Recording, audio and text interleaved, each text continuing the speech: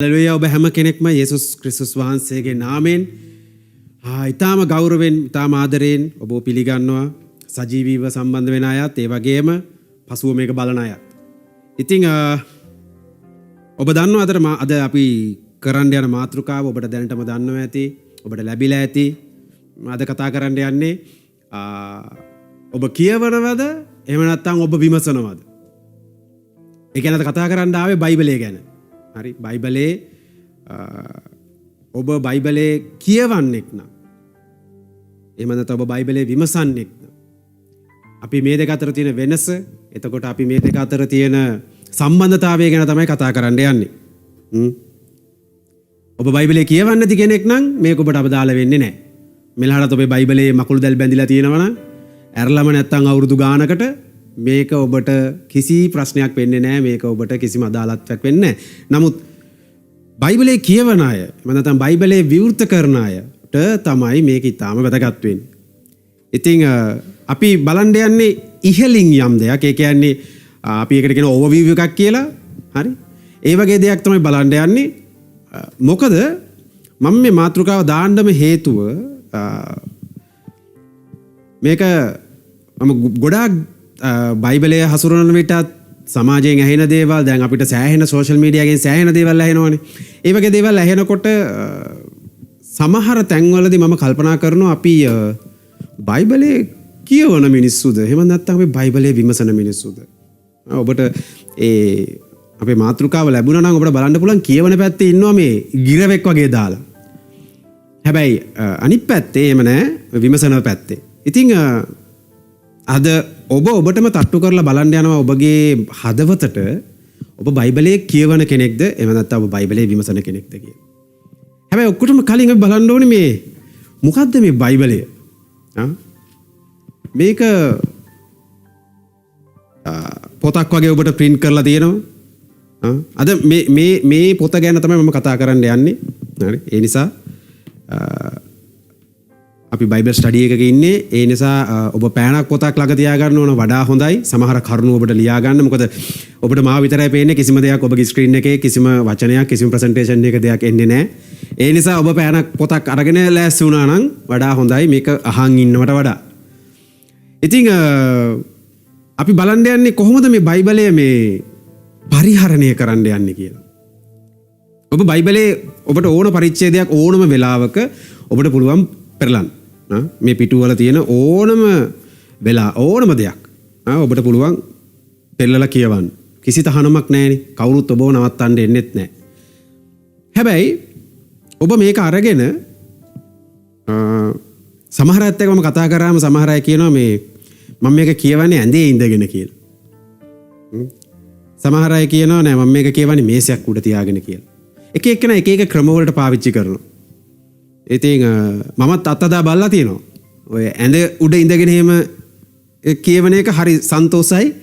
මේ විනාඩි 5ක් විතර කියවනකොට කියවීම නතර වෙනවා.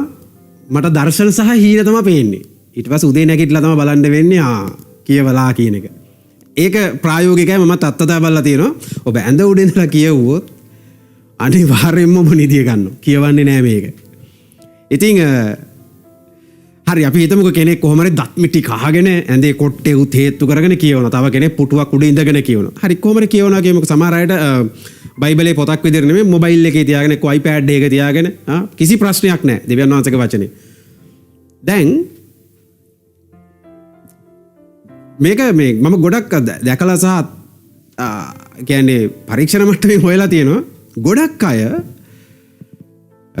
බයිබලයේ දේවල් කරන්න තියෙනවා මේ ඔහේ කියවගෙන යනවා. සමහර අය තරඟෙට කියවනවා. නිකන් මේක ඉවරයක්ම කරන්න ඕනේ මම.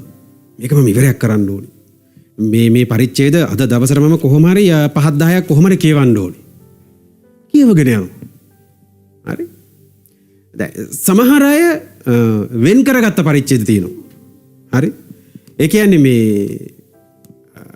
ඒ පරිච්ඡේද ඒ දවසට අනිවාර්යයෙන්ම කියවන්න ඕනේ. යාට ඒක කියවෙන්නේ නැත්නම් ඒක නිින්ද යන්නේ නැහැ. හරි. සමහර දේවල් එහෙම අපි එහෙම කියවනවා. දැන් මගේ ප්‍රශ්නය තමයි ඔබට ඉදිරිපත් කරන ඔබ කියවන්නේ අර්ථය දැනගෙනද? ඔබගෙන් අහලා බලන්න ඔබ වේගෙන් පරිච්ඡේද 10ක් කියවනකොට ඔබට මොනවද තේරිලා තියෙන්නේ? සමහර අය ගොඩක් කම්ප්ලේන් කරනවා. එහෙම නැත්නම් දෝෂාරෝපණය කරනවා මේ අපිට තේරෙන්නේ නැහැනේ බ්‍රදර්. කියවනවා තමයි අපිට තේරෙන්නේ.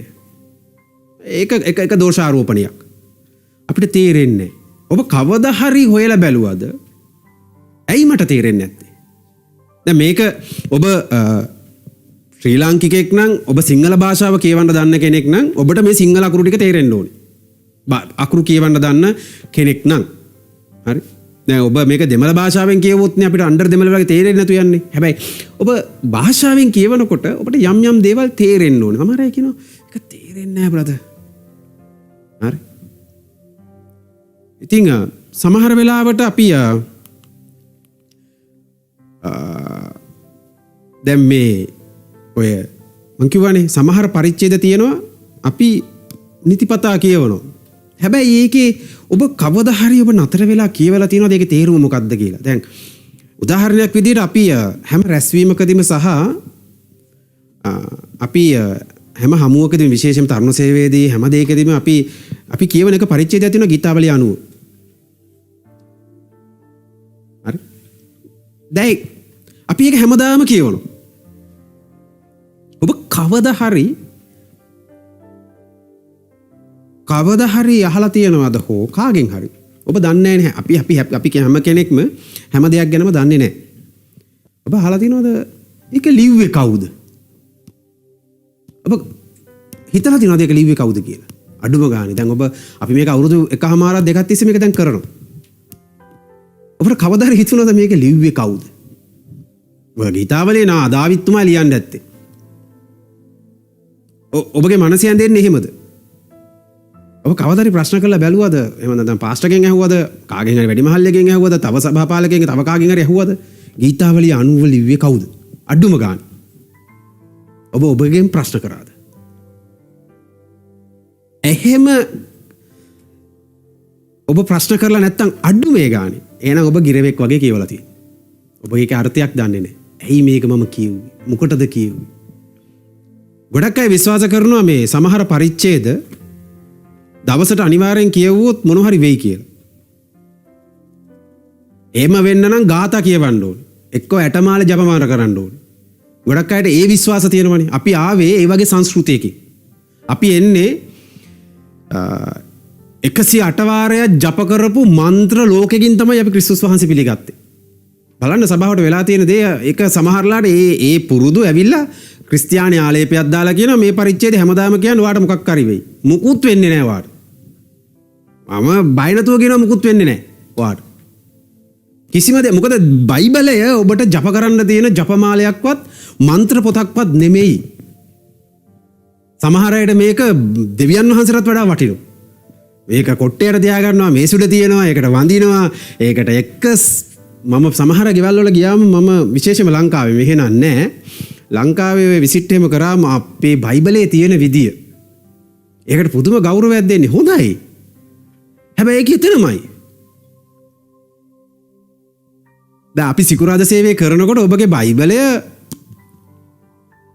කබඩ් එක මුල්ලේද තියෙන්නේ. සිකුරාදා සේවය විතර නෙවෙයි තව දවස් 6ක් තියෙනවා. ඔබ ඒක රැට අරගෙන අර මොකක් හරි පෙරලලා කියවනවද?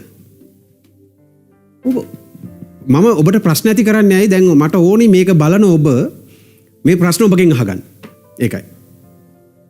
මොකද බයිබලයේ අවශ්‍ය වෙන්නේ මට අර්ථයක් ඇතුව කියවන දෙයක් බවට පත් කරන්න. ඒක තමයි මේ පාඩමේ අරමුණ. ඒක තමයි අපි මේ බයිබල් ස්ටඩි කරන්නේ. මට අවශ්‍යයි මිත්‍යා මත මේ සම්බන්ධයෙන් තියෙන මිත්‍යා ඇදහිලි ක්‍රම එහෙම නැත්නම් මිත්‍යා විශ්වාස අයින් කරන්න. දන්නව බයිබලයේ ගැන මිත්‍යා විශ්වාස තියෙනවා මම කලින් කිව්වේ. මිත්‍යා විශ්වාස, වැරදි මත. ඒවා තියෙන්න බෑ. දෙවියන් වහන්සේගේ වචනය මම ඉස්සරහට පෙන්වන්න යනවා සමහර කරුණු ඔබට ඔබ ජීවිතේට අහලා නැති, ඔබ දැකලා නැති. විශේෂයෙන් මම මේවා ඉගෙනගෙනත් ගොඩක් කල් මට අවසරය දෙවියන් වහන්සේගෙන් හම්බුනේ ගිය සතියේ. මේ දේ උගන්වන්නද? මොකද මම විශ්වාස කරනවා මේ කාලය තමයි මේ වගේ දෙයක් උගන්වන්න වටිනම කාලය කියලා.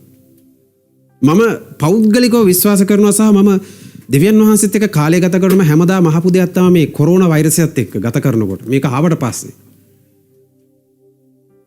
ඔබ කොහේ හරි දැක්කද අපි යාඥා කරා කියලා දෙවියන් වහන්සේ කොරෝනා වෛරසය මෙහෙම කරද්දි සුව කරා මෙහෙම කරද්දි නැති කරලා දැම්මා ඔබට කොහේ හරි තියෙනවද එහෙම නැහනේ අපි මුළු ලෝකෙම යාඥා කරනවා හැබැයි කොරෝනා වෛරසය තව වැඩි වෙනවා ඔබ අහලා බැලුවද ඔබේ දෙවියන් වහන්සේගෙන් ඇයි එම් වෙන්නේ කියලා මම ප්‍රශ්න කරා මම උන්වහන්සේගෙන් ප්‍රශ්න කරනකොට මට දෙවියන් වහන්සේ හැඟෙන්න ඉඩ අරපු දෙයක් තමයි දෙවියන් වහන්සේට අවශ්‍යයි මේක එක දෙයක් වෙන්න පුළුවන් එක අරමුණක් වෙන්න පුළුවන් මට කියපු තව අයට තව දේවල් කියන්නේ නැති දෙවියන් වහන්සේගේ එක අරමුණක් මට දෙවියන් වහන්සේ දැනෙන්න ඇරපු දෙවියන් වහන්සේට අවශ්‍යයි මේ කාලේ මිනිස්යන්ව අලුතෙන් ගැලවීමට ගේන එක නෙමෙයි ඉන්න මිනිස්යන්ව මහා මුල්ලදපු වෘක්ෂමෙන් ශක්තිමත් කරන එක ඉන්න අය සේවය කරන අය සභාවේ ඉන්න අය දෙවියන් වහන්සේට මේ වෙලාවේ අවශ්‍ය අලුත් ඇදහිලිවන්තයන්ට වඩා මම විශ්වාස කරනවා ඉන්න අයට එක තැන තියලා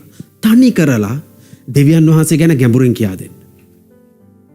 නැත්නම් දෙවියන් වහන්සේට කිසිම අරමුණක් නැහැ මෙහෙම වෛරසයක් දෙවියන් වහන්සේට එක සෙනෙකින් මේක අයින් කරන්න පුළුවන්. හැබැයි දෙවියන් වහන්සේ ඒක එහෙම කරන්නේ නැහැ. දෙවියන් වහන්සේ ඒක යන්ඩි ඩෑරලා තියෙනවා.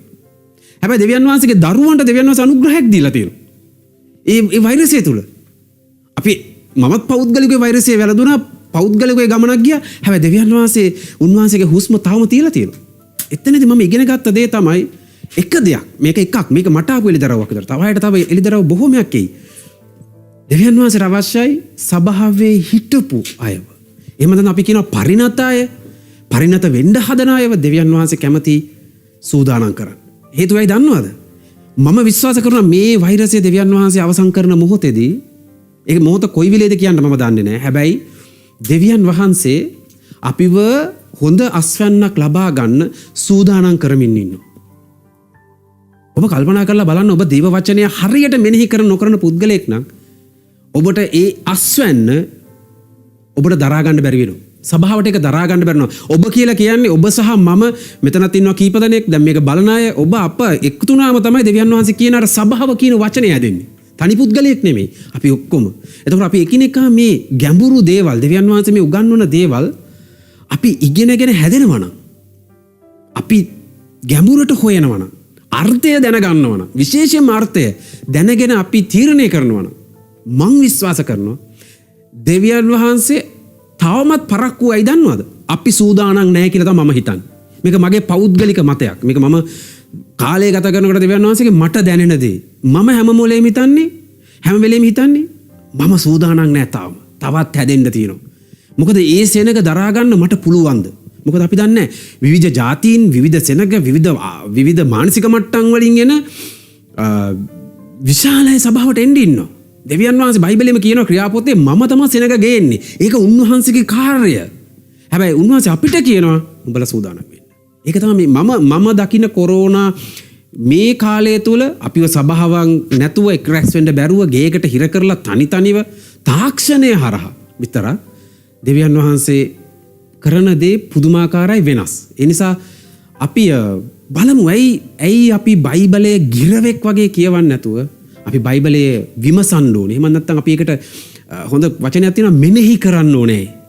අපි බලමු ඇයි එහෙම කරන්න ඕනේ. මොකද්ද මෙතන තියෙන වැදගත්කම? හරි. මොකද මේ හැම දෙයකටම ක්‍රිස්තියානි අපිට තියෙන එකම අනන්‍යතාවය මේ බයිබලයේ විතරයි. වෙන මුකුත් නෑ අපිට අනන්‍යතාවයකට. කිසිම අනන්‍යතාවයක් අපිට නෑ. දෙවියන් වහන්සේ ගැන කතා කරන්න වේවා විමසන්න වේවා කිසිම අනන්‍යතාවයක් නෑ. තියෙන එකයි ඒ බයිබලයේ. බයිබලයේ හැර වෙන කිසිම අනන්‍යතාවයක් නෑ. සභාවට වෙන කිසිම මාර්ගයක් නෑ. වෙන කිසිම ක්‍රමයක් නෑ. තියෙන බයිබලයේ දේව වචනේ විතරයි.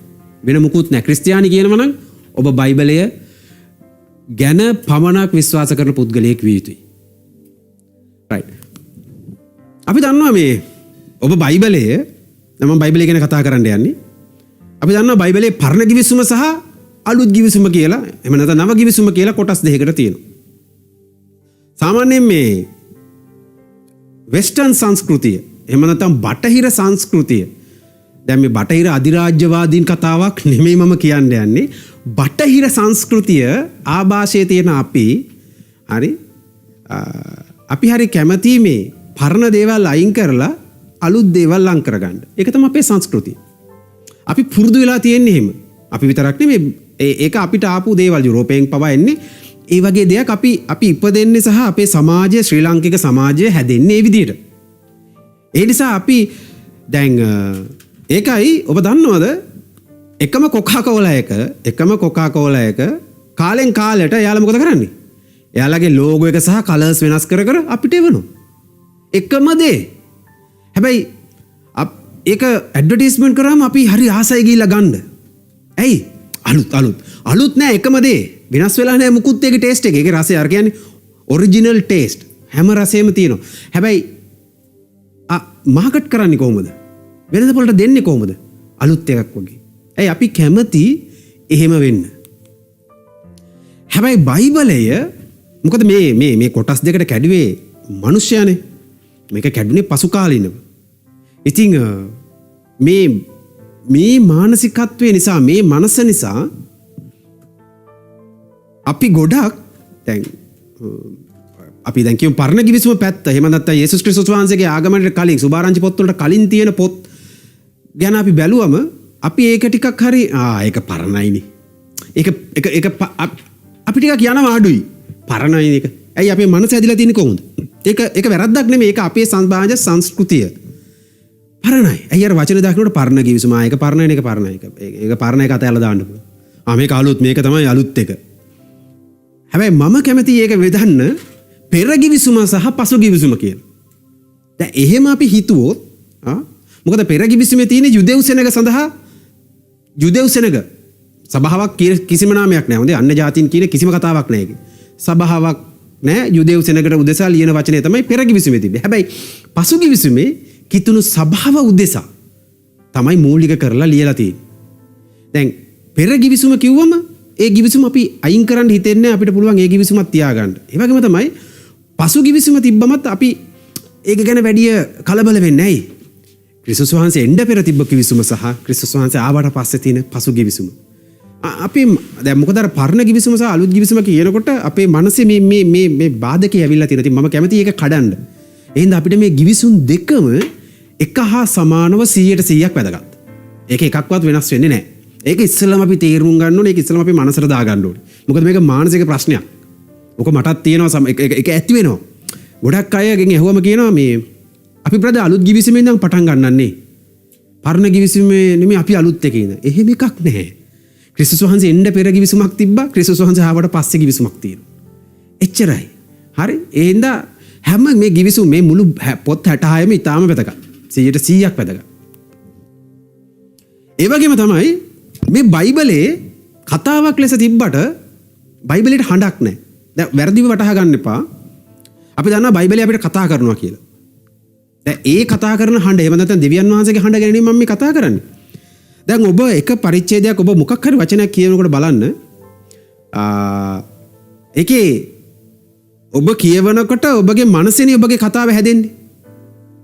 හැබැයි බයිබලය මේ අකුරු වාට කවදාවත් මේකේ කියන්නේ මේ බයිබලෙන් වාට කටක් වගේ ඇවිල්ලා එහෙම නැත්නම් ස්පීකර් එකක් ඇවිල්ලා ඔයාට මේකේ සොරේ කියන්නේ හරි ඔබට කවදාවත් බයිබලෙන් ඔබට කියන්නේ නැහැ මේ දැන්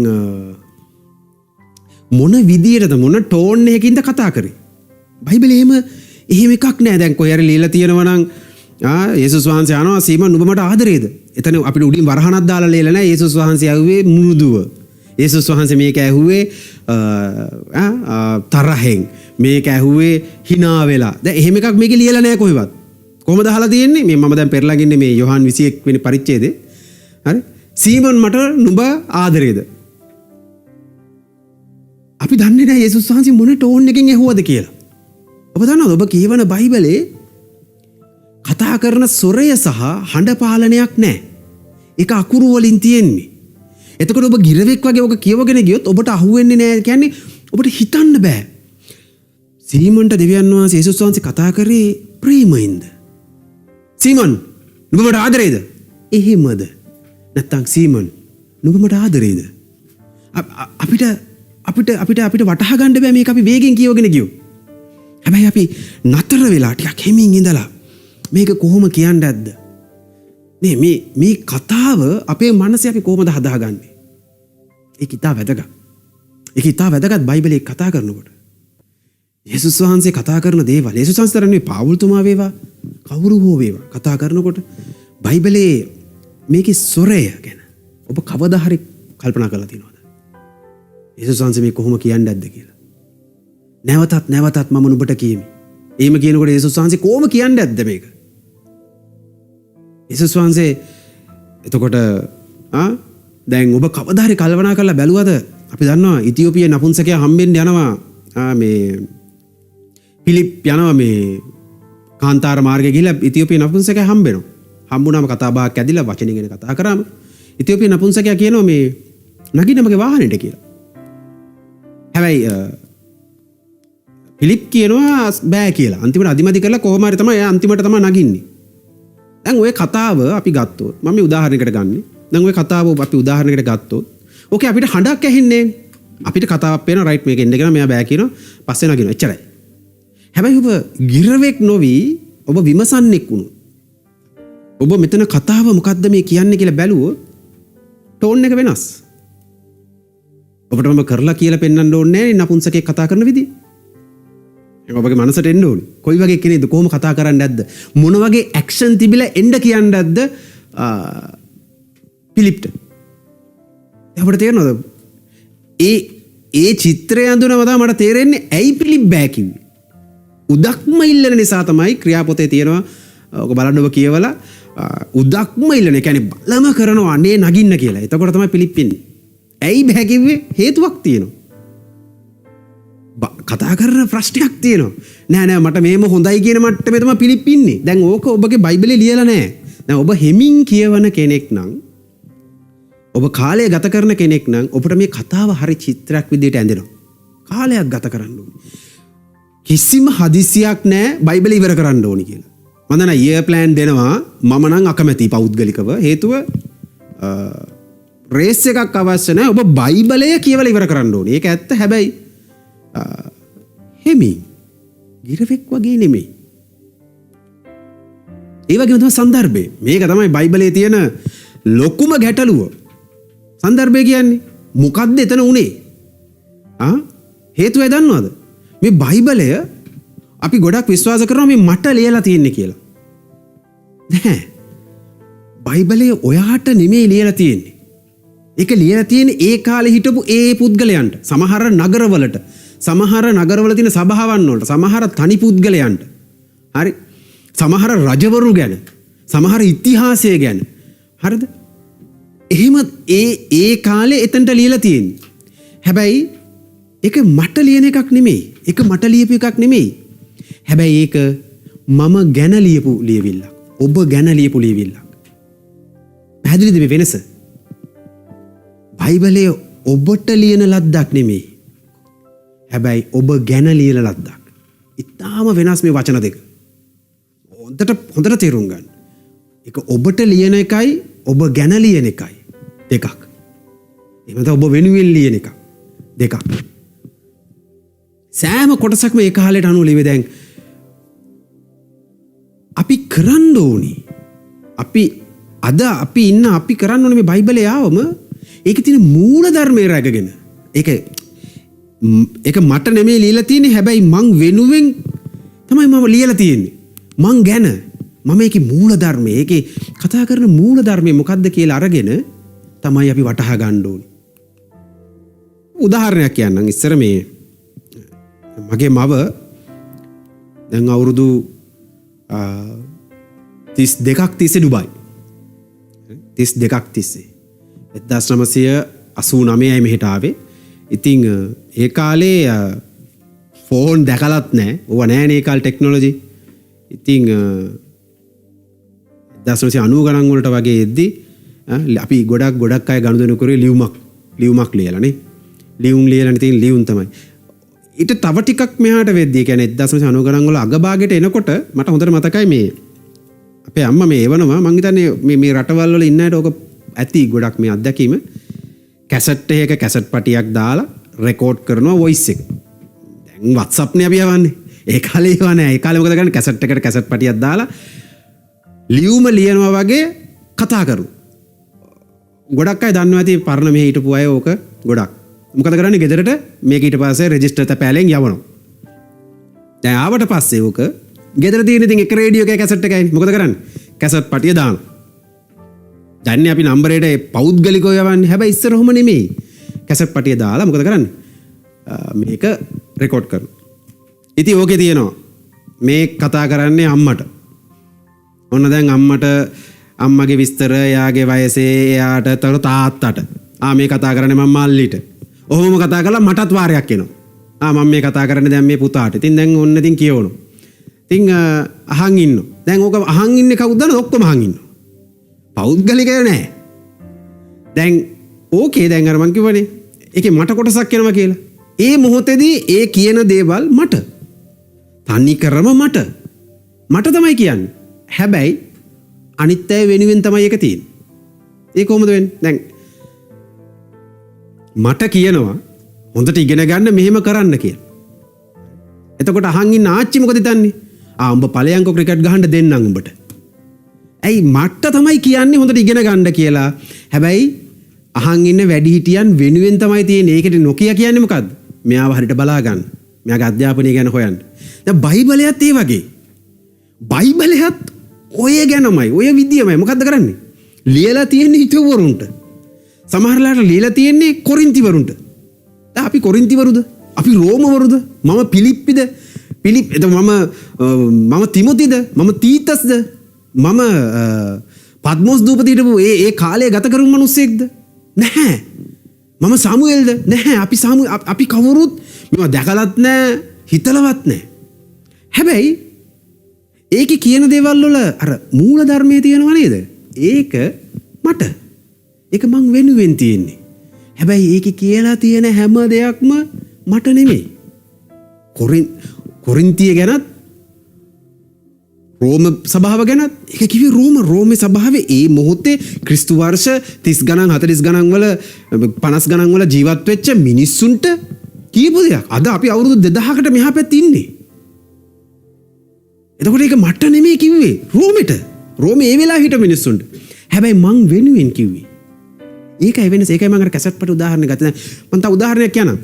දැන් අපි කතා කරනවා මේ ගොඩක් අය සෑහෙන දේවල් කතා කරනවා මේක ඔබ මම මේක ගොඩ කාල බලන් හිටියා උගන්වන්න හම්බුණා chance එක.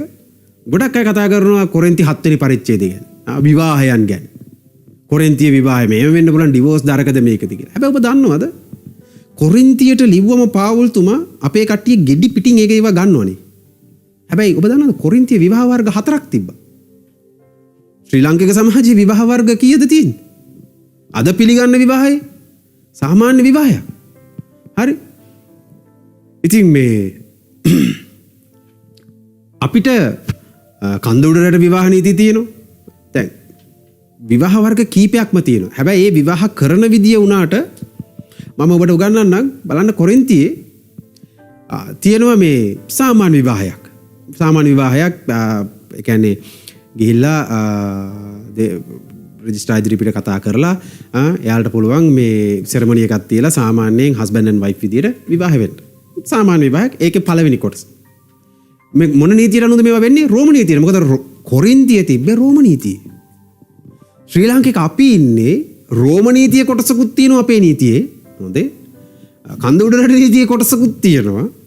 හරිද? අපිට නීතියේ කොටස් 5කින් අපේ නීතිය හැදලා තියෙනවා. දැන් බලන්න කොච්චර වෙනස්ද කියලා. දැන් රෝම නීතිය වෙනස්. හරි? දෙවෙනි එක තමයි උසස් කියලා කියනවා, අසස් කියලාත් කියනවා එකට මේ කොමන් ලෝ මැරේජ් එකක්. ඒ කියන්නේ පොදු නීතිය යටතේ. ඒක කොයි වගේද දන්නවද? දැන් ඕක මේ ක්‍රමය ඇමරිකාව වගේ රටක මේ ක්‍රියාත්මක වෙනවා. දෙන්නට පුළුවන් එකතු වෙලා අපි කියන්නේ ලිවින් ටුගෙදර් කියලා. ඒ නීතිය විවාහයක්. ඒක කොහොමද වෙන්නේ? එයාලා අවුරුද්දක් විතර හිටියට පස්සේ රෝම නීතිය විසින් පිළිගන්නවා මේක කොමන් ලෝ එක යටතේ. එහෙම නැත්නම් පොදු නීතිය යටතේ ඒ දෙන්න විවාහකයි කියලා අවුරුද්දක් එකට සිටියට පස්සේ. ඒකෙන් දෙන්නට අර ඇති වෙන බැඳීම් සහ තාක්ෂණික දේවල් වෙනවා. හැබැයි ඒක අපේ රටේ නීතියට බලංගු නැහැ. ඒක මේ රටේ නීතියට බලංගුත් නැහැ. හැබැයි ඒ කාලේ මම කතා කරන්නේ මේ අවුරුදු දැන් මේක ගන්න එපා මේ කාලෙට හොඳේ. අවුරුදු 10කට කලින් තිබ්බ දේ දැන් අපි කොරින්ති 7 වෙනි පරිච්ඡේදය කියනකොට අපි මේක දන්නේ නැහැ. අපි හිතන්නේ අපේ නීතියෙන්. අපේ ලංකාවේ තියෙන නීතියෙන් තමයි අපි හිතන්නේ. එහෙම කරන්න බෑ. මේකට තමයි සන්දර්භය කියන්නේ. තව නීතියක් තියෙනවා. ඒ මොකක්ද දන්නවද? ඒකට කියනවා මේ දැන් මේක විශේෂයෙන්ම මුදල් තියන අයට මේ නීතිය. මේ රෝමේ තිබ්බේ. මේ කොරින්තියේ.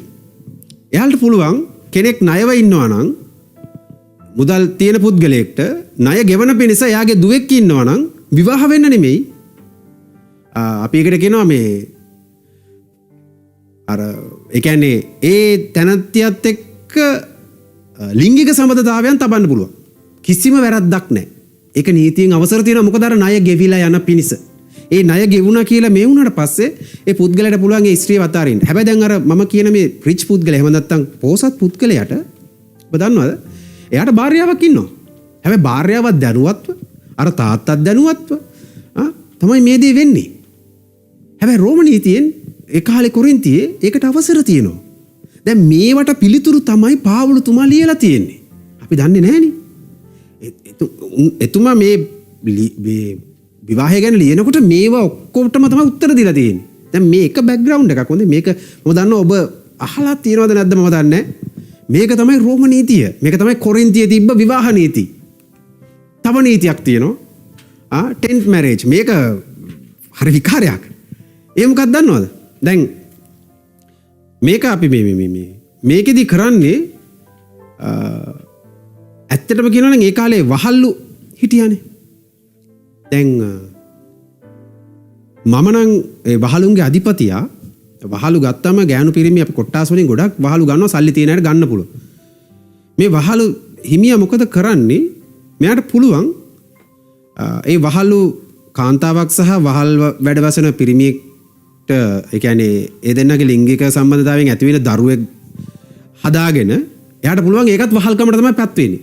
හැබැයි හිතන්නකෝ මේ ස්වාමියා හිතුවොත් අයියෝ මේ ඒ හැදුන ළමයා එච්චර පණ නැහැ හරි නෑ කියලා. මෙයා මොකද කරන්නේ? මේ අර කාන්තාව තවත් වහලෙක් වෙන වහලෙක් එක්ක නැවත සම්බන්ධතාවයක් හදලා ආයෙ ළමෙක් හදනවා. දැන් මේ වගේ දෙයක් නේ ඔබ දන්නවා ඇති මේක මේ සත්තුන්ගේ ක්‍රමයක් වගේ කියලා මට මම මේක මෙනෙහි කරනකොට මට හිතපු දෙයක්. ඔබ දන්නවා මේ දැන් අපි දන්නවා එක එක සුනකයන් වරගෙන අපි එක එක අපි එකට කියනවා මේ බ්‍රීඩ් එකක් හදනවා කියලා. හරි? දැන් ඒ වගේ තමයි මේ මොකද්ද මේ ශක්තිමත් වහලෙක් නිර්මාණය කරගන්න කරන දෙයක්. දැන් ඒ වගේ විවාහයකටත් ඒකටත් රෝම නීතියෙන් අවසර තියෙන. ඒක විවාහයක් වගේ. හොඳ වහලුන් බිහි කරගන්න. දැන් ඒ නිසා තමයි ඔය අත්හැරීම් දේවල් එහෙම නැත්නම් ඩිවෝස් දේවල් මේ කොරින්ති පොතේ කතා කරන්නේ වෙනස්ම විදියකට. බලන්න අපේ නීතියේ අහලකවත් නැතිව. අපේ සංස්කෘතියවත් නැතිව. හැබැයි මේක කොරින්තියේ තිබ්බා. පාවුලුතුමා ඒවට තමයි උත්තර දෙන්නේ.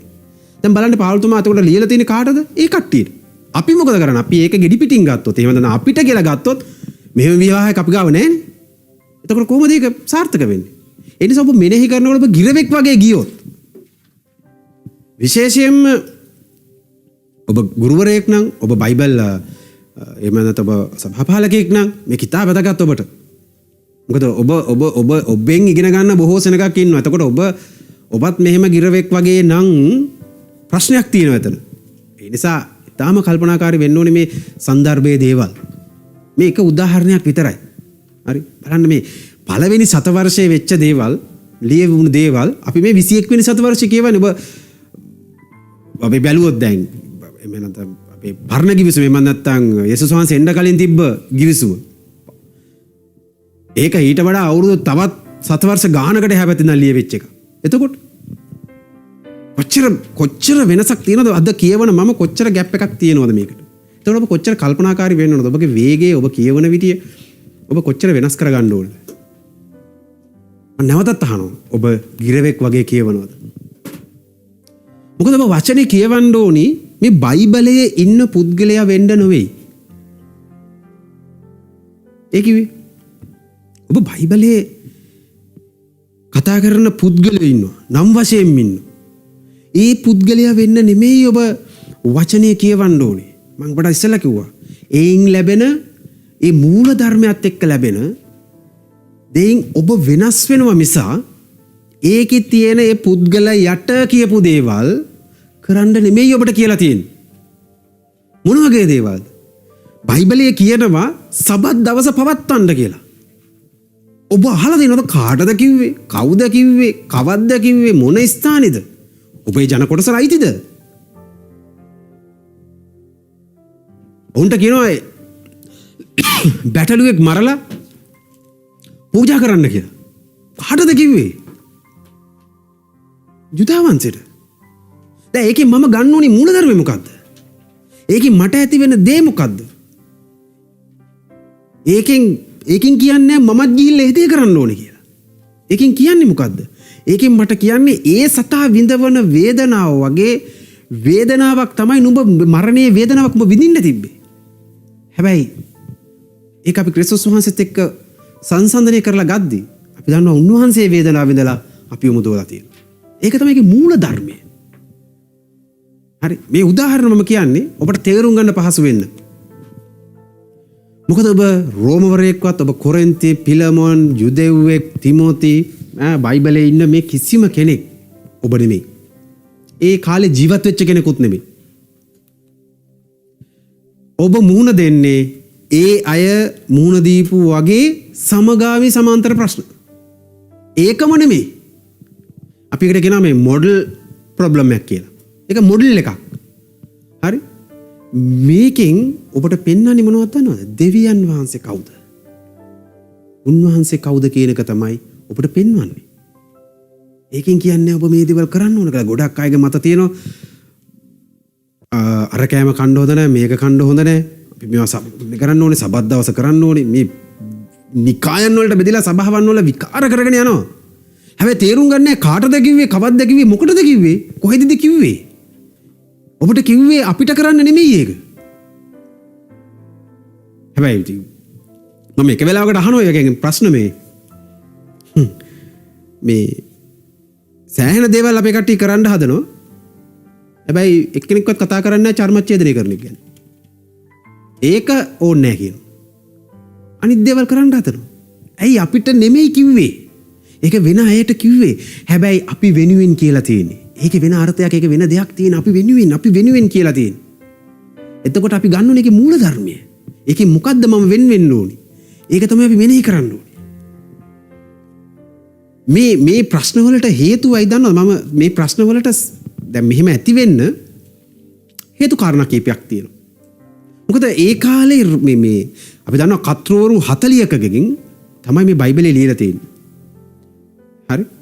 ලියවිලි අයගේ. දැන් ඒ අය ලියනකොට ඔබ හිතන්න එපා මේ අපි කියනවනේ මේ දෙවියන් වහන්සේගේ ආනුභාවය ඇතුව ලියුනේ කියලා. මම මේ මතය හදන්න ඕනේ. ඔබ හිතන්න එපා එයාලා ලියන්න ගන්නකොට දෙවියන් වහන්සේ ඇවිල්ලා එයාලගේ අත අරගෙන මෙහෙම කරලා මේ දෙවියන් වහන්සේ විසින් ලියාගෙන ගියා කියලා. නැහැ. බයිබලයේ කොහොමවත් එහෙම කරලා නැහැ. දෙවියන් වහන්සේ එහෙම කරලා නැහැ.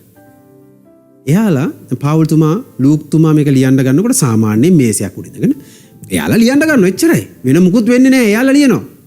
හැබැයි එයාලගේ මනස සහ කරුණු දීම දෙවියන් වහන්සේගේ සුදාත්මයන් වහන්සේ තුලින් තමයි සිද්ධ වෙන්නේ. ඒකයි මේකට කියන්නේ උන්වහන්සේගේ හුස්ම දුන්නා කියලා. බ්‍රීත් එක එහෙම නැත්නම් ආනුභාවය. හුස්ම ඔබට පේන්නේ නැහැ. ඔබට පේනවද හුස්ම? හුස්ම කාටවත් පේන්නේ නැහැ. හැබැයි හුස්ම තියෙනවනේ. නැත්නම් ඔබ මට අද කතා කරන්නේ මම මෙලාට මැරලා. හුස්ම පේන්නේ නැහැ. හැබැයි හුස්මෙන් ඔබ ජීවත් කරවන. ඒක තමයි බයිබලයට කරේ දෙවියන් වහන්සේ. දෙවියන් වහන්සේගේ හුස්ම පේන්නේ නැහැ. හැබැයි බයිබලයේ ජීවත් වෙනවා. ඒකට නිසා තමයි ඒකට කියන්නේ ජීවමානයි කියලා. එහෙම තමයි කතූරු ලිව්වේ. හැබැයි ලියද්දි කොහොමද ලියුනේ? ඒ අයගේ පර්සනැලිටි එක එහෙම නැත්නම් පෞරුෂය අනුව තමයි ලියුනේ. දැන් අපි දන්නවා පාවුල්තුමාගේ ලිපි ඔබ කියවලා තියෙන කෙනෙක් නම් කියවනකොටම දන්නවා මේ පාවුල්තුමාගේ ලිපියක් තමයි. එයාගේ පෞරුෂය, එයාගේ රටා විලාසය. ලූක්තුමා ලියනකොට වෛද්‍ය විද්‍යාව ගැන සෑහෙන දේවල් අන්තර්ගත කරලා තියෙනවා.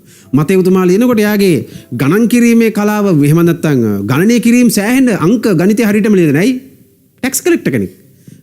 ආදායම් බදු. ඉතින් ඒ අයගේ පෞරුෂය දෙවියන් වහන්සේ පාවිතා කරා. මොකද මේ ඒ කාලේ කතුවරු කවදාවත් ලූක්තුමා ලූක් පොත ලියනකොට හිතුවේ නෑ අපි ගැන. එයාට හිතා ගන්නත් බෑ.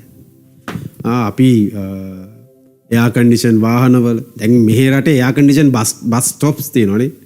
ගුවන් යානාවල ගිහිල්ලා හෙට මෙහෙට ගිහිල්ලා WhatsApp messages Zoom messages ජීවිතයට හිතපොනද මිනිස්සු තමයි ඒ කාලේ කතුරු.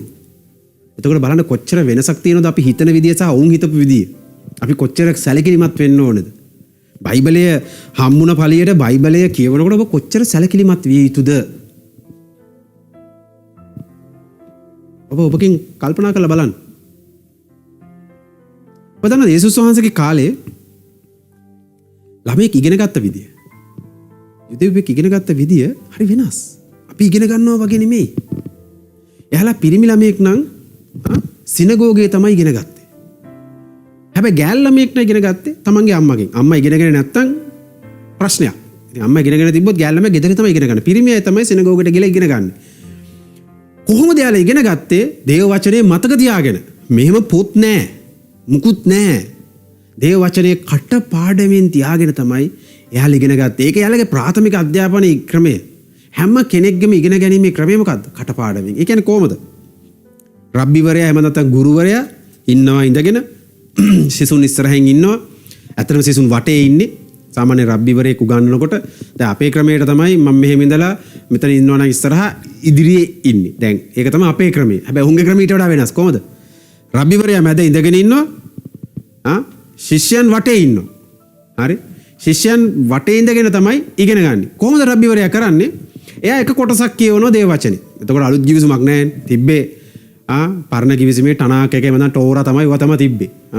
එතකොට මේ අපි හිතමු ගීතාවලිය පොත කියවනවා කියලා. ගීතාවලියේ හරි එසaya පොත හරි කොටසක් කියවනකොට රබ්බිවරයා ඒ කොටස කියනවා. ළමයි ඒ කොටස අහගෙන ඉඳලා ආයෙ රබ්බිවරයාට කියනවා. රබ්බිවරයා ආයෙ කියනවා. ආයෙ ළමයි ආයෙ ඒක රිපීට් කරනවා. ඔහොම තමයි ඒ කට්ටිය දේව වචනේ ඉගෙන ගත්තේ. මේක තමයි යාළුවගේ ඉගෙන ගැනීමේ ක්‍රමය. හරි? එතකොට මේ පරිච්ඡේද වලට සහ මේ වචන එහෙම නැත්නම් පද වලට කැඩුනේ ක්‍රිස්තු වර්ෂ 1500 ගණන් වල තමයි මේවා සිද්ධ වුනේ මේ පොත් වලට අවිල්ල. එතකන් එහෙම එකක් තිබුණෙත් නෑ. පරිච්ඡේද තිබුණෙත් නෑ. මේ පරිච්ඡේද කැඩෙන එක හොඳයි. ඒක ඇත්තටම හොඳ දෙයක්. පද තියෙන එකත් හොඳයි. හැබැයි සමහර තැන්වලදී පරිච්ඡේද කඩලා තියෙන හින්දා අපි සෑහෙන්න වැරදි වටහා ගැනීම යනවා. අපි බයිබලේ ඔහේ අපිට ඕන හැටියට පද ගන්නවා. සන්දර්භය ගැන කිසිම උමනාවක් නැහැ. අපි ඒක අරන් අපේ ක්‍රමයට අපි හදාගන්න. අපි කියන්නේ නවනවා කියලා වචනේ. අපි කරනවා හේදී. ඒක වැරදි. සමහර බයිබල් පදත් එක්ක සමාන කරනවා. ඇයි දැන් මේක නම්බර් කරලා ලේසියිනේ. ඉතින් අර රෙෆරන්ස් බයිබල් කියලා තියෙනවා. රෙෆරන්ස් පද. රෙෆරන්ස් එක්ක සෑහෙන සෙල්ලමක් වෙනවා. මේකම තමයි ඒකම තියෙන්නේ කියලා හිතනවා. දැන් ඒකයි මම කිව්වේ මේ පාඩම උගන්වන්නේ එහෙම කරන්න නෙමෙයි. මොකද මතේවුතුමා කවදාවත් රෙෆරන්ස් එක ලිව්වේ නැහැ. පාවුලුතුමා ලිපි ලියනකොට ඒක ලිපියක්. ඔබ ලිපි ලියලා තියෙනවා නම් ඔබ දන්නවා ඒක ලිපියක්. ඒකේ අංක නැහැ, පරිච්ඡේද නැහැ, ලොකු ලිපියක්. ඒක තමයි ඒ කාලේ සභාව කියෙව්වේ. එතකොට අපි ඒකේ කැලලක් අරගෙන අපි ඒකින් කතාවක් හදනවා. කොච්චර සාධාරණද මේ කතාව? ඒක සමහර පදත් එක්ක සංසන්දනය කරනවා. උදාහරණයක් කියන්න. 1 කොරින්ති 3 වෙනි පරිච්ඡේදයේ අපි දන්නවා දෙවියන් වහන්සේ කතා කරනවා සභාව ගැන. ශරීරය ගැන. 1 කොරින්ති 3 වෙනි පරිච්ඡේදයේ. මට මතකයි 16 17 18 පද වෙන්න ඕනේ. ඔබ කියවලා බලන්න. ශරීරය ගැන කියන්නේ. උන්වහන්සේගේ ශරීරය ඒක කියනවා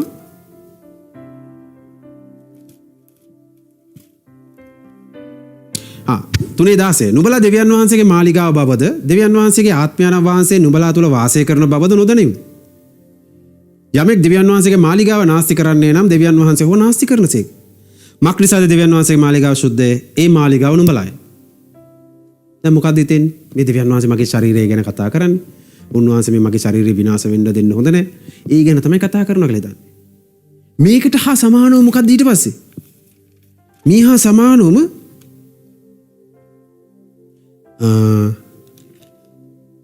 අපි 6 වෙනි පරිච්ඡේදයට આવත් 1 කොරින්ති 6 වෙනි පරිච්ඡේදය එකම ලිපිය 6 වෙනි පරිච්ඡේදයට එනකොට කියනවා නුඹත් නුඹලාගේ ශරීරය දෙවියන් වහන්සේගේ ලැබූ නුඹලා තුල ඇත්තා වූ සුද්ධාත්මයන් වහන්සේගේ මාලිගාව බව නොදනිවුද? ඔබ රෙෆරන්ස් වල බලන්න මේක සමාන කරලා තියෙන්නේ.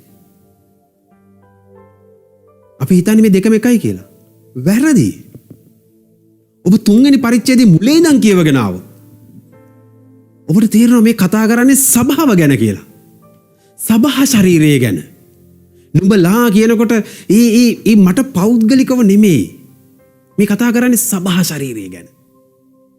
හැබැයි 6 වෙනි පරිච්ඡේදයට යනකොට කවුරු ගැනද කතා කරන්නේ? ඒ කතා කරන්නේ මගේ පෞද්ගලික ශරීරය ගැන.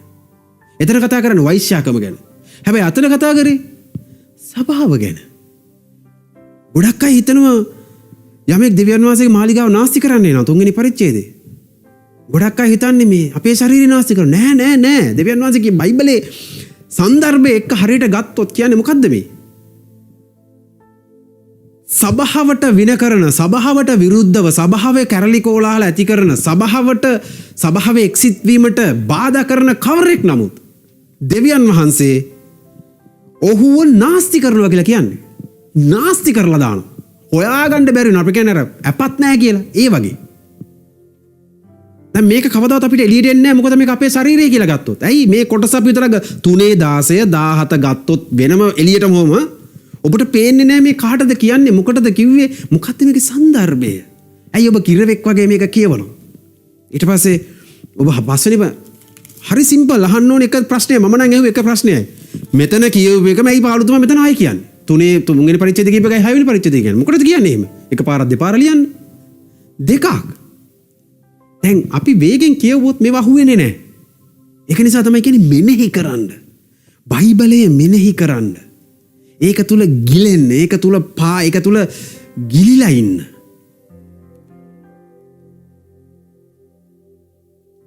දැන් මම ඔබට කිව්වා යුදෙවරු කටපාඩම් කරා කියලා.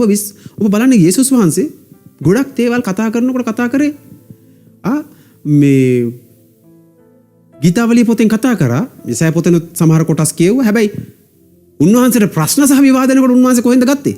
ද්විතීය කතාවෙන්. ඇයි ද්විතීය කතාව? ඔබ දන්නවද යුදෙවරු මතක තබා ගත යුතුම පොත මොකක්ද කියලා? අනිවාර්යයෙන්ම ඔවුන් මුලින්ම මතක තබා ගන්නේ මොන පොතද කියලා? ද්විතීය කතාව. ඩියුටරොනොමි. ඇයි ද්විතීය කතාව මතක තියාගන්නේ? දැන් ඕකට අපි පාවිච්චි කරන එක වචනයක් කියනවා. මොකක්ද දන්නවද? ඒක ව්‍යවස්ථාව. මෙතන පොඩි ප්‍රශ්නයක් තියෙනවා. ගොඩක් අය මේක හිතන්නේ නැහැ. ව්‍යවස්ථාව කිව්වම ඒක තනි වචනයක්. මොකද ඉංග්‍රීසි බයිබල් එකෙන් එන්නේ ඕක එක වචනයක් කරලා. ඉතින් අපිත් ව්‍යවස්ථාව කියලා ඕක හරව ගන්නවා. constitutional law. හැබැයි ද්විතීය කතාවේ ඔබ දන්නවද මොකද්ද තියෙන්නේ කියලා? ද්විතීය කතාවේ වෙන්නේ මේක අපි ඉගෙන ගන්නවා නම් ඉගෙන ගන්න ඕනේ නික්මයන් පොත එමෙ තමයි පංච පුස්තකයේ මෙනෙහි කරනකොට සහ ගලාති පොත මෙනෙහි කරනකොට තමයි මේ පාඩම් ඉගෙන ගන්න ඕනේ. දැන් ගලාති පොත මෙනෙහි කරන්න බෑ මේක හරියට දන්නේ නැත්තම්. ද්විතීය කතාවේ තියෙන්නේ ආණ්ඩු ක්‍රම ව්‍යවස්ථාව ගැන. දැන් බයිබලයේ ව්‍යවස්ථාව කියලා හැමතිස්සම අපි කියවනෝනේ. ව්‍යවස්ථාව කියු පළියට බයිබලයේ තියෙන ව්‍යවස්ථාව කොටස් 3කින් තියෙනවා. ඒක දැනගන්න. එකක් තමයි අපි එකට කියනවා සිවිල් කෝඩ් ලෝ කියලා. එහෙම නැත්නම් සිවිල් සමාජයේ උදෙසා තියෙන නීතිය.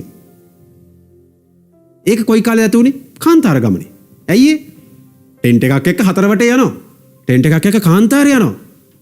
ඉතින් කොහොමද සිවිල් ජනයත් එක්ක මූව් වෙන්නේ? කොහොමද ඒකට අවශ්‍ය නීති මොනවද? අපිට ඔක හොඳ තේරුමක් නැහැ. හැබැයි ඔබ කල්පනා කරලා බලන්නකෝ. මීටරෙන් මීටරේ ටෙන්ට් ගහනවා. හිතන්න එක ළමයෙක් රෑ කෑ ගහනවා. කොහොම තියේද? අනිත් ටෙන්ට් වල නිදිගෙන ඉන්න මිනිස්සුන්ට කාන්තාරේ ආහුවක් නැහැ. කොහොම තියේද? වැසිකිලි ප්‍රශ්න. ඔබ කවදා හිතුවද ඒක? ටෙන්ට් ගහලා තියෙනවා. අපිට ටොයිලට්ස් තියෙනවා. අපිට අක්කර ගාන ගාරේ පර්චේස් ගානක ගෙයක් තියෙනවා. ඒක ඇතුලේ කොමඩ් එක දාලා ඔක්කොම හරි කම්ප්ලීටඩ්. හැබැයි කාන්තාර ගමනේ වැසිකිලි ප්‍රශ්න තියෙනවා. නානක ප්‍රශ්නයක් වතුර කොච්චර? කාන්තාරේ කොහෙද වතුර? දූවිලි ප්‍රශ්න එනවා. දොරවක් ටෙන්ට් එක කොහෙද දොරක් තියෙන්නේ? හොරකම් ප්‍රශ්න ගොඩයි. වෙන මිනිස්සෙක්ගේ දෙයක් උස්සගෙන ඉන්න පුළුවන්. ඒ නිසා මොකද කරන්නේ? සිවිල් කෝඩ් එහෙම නැත්නම් සාමාන්‍ය ජනයා සඳහා තියෙන නීතිය කරනවා. අපේ රටේ සිවිල් කෝඩ් එක තියෙනවා. අපි කියන්නේ සිවිල් උසාවියේ සිවිල් අධිකරණය කියලා.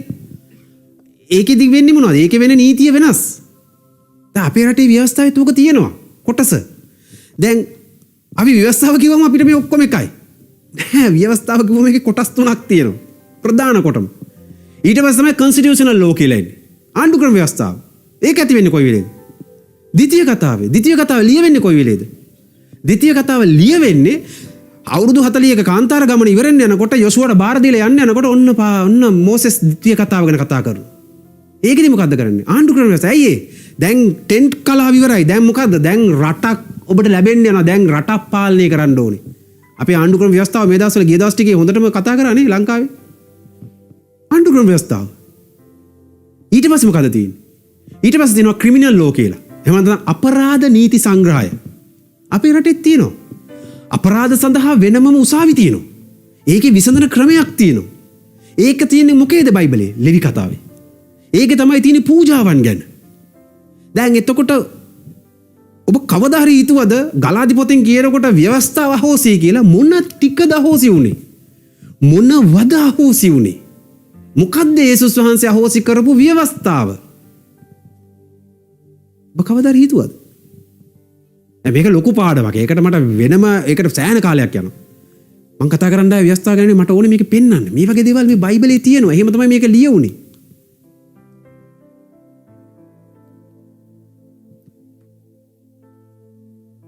ඉතින් ඔබගේ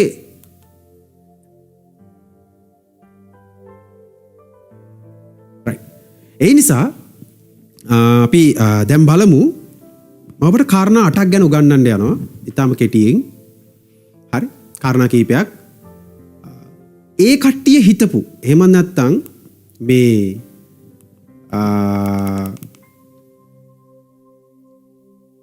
ඉස්රායල් සෙනග එහෙම නැත්නම් මේ කතුවරු හිතපු හැබැයි ඔවුන් හිතුවා විශේෂයෙන්ම ඔවුන් හිතුවා මේ කාරණා ඔබ දන්නවා කියලා.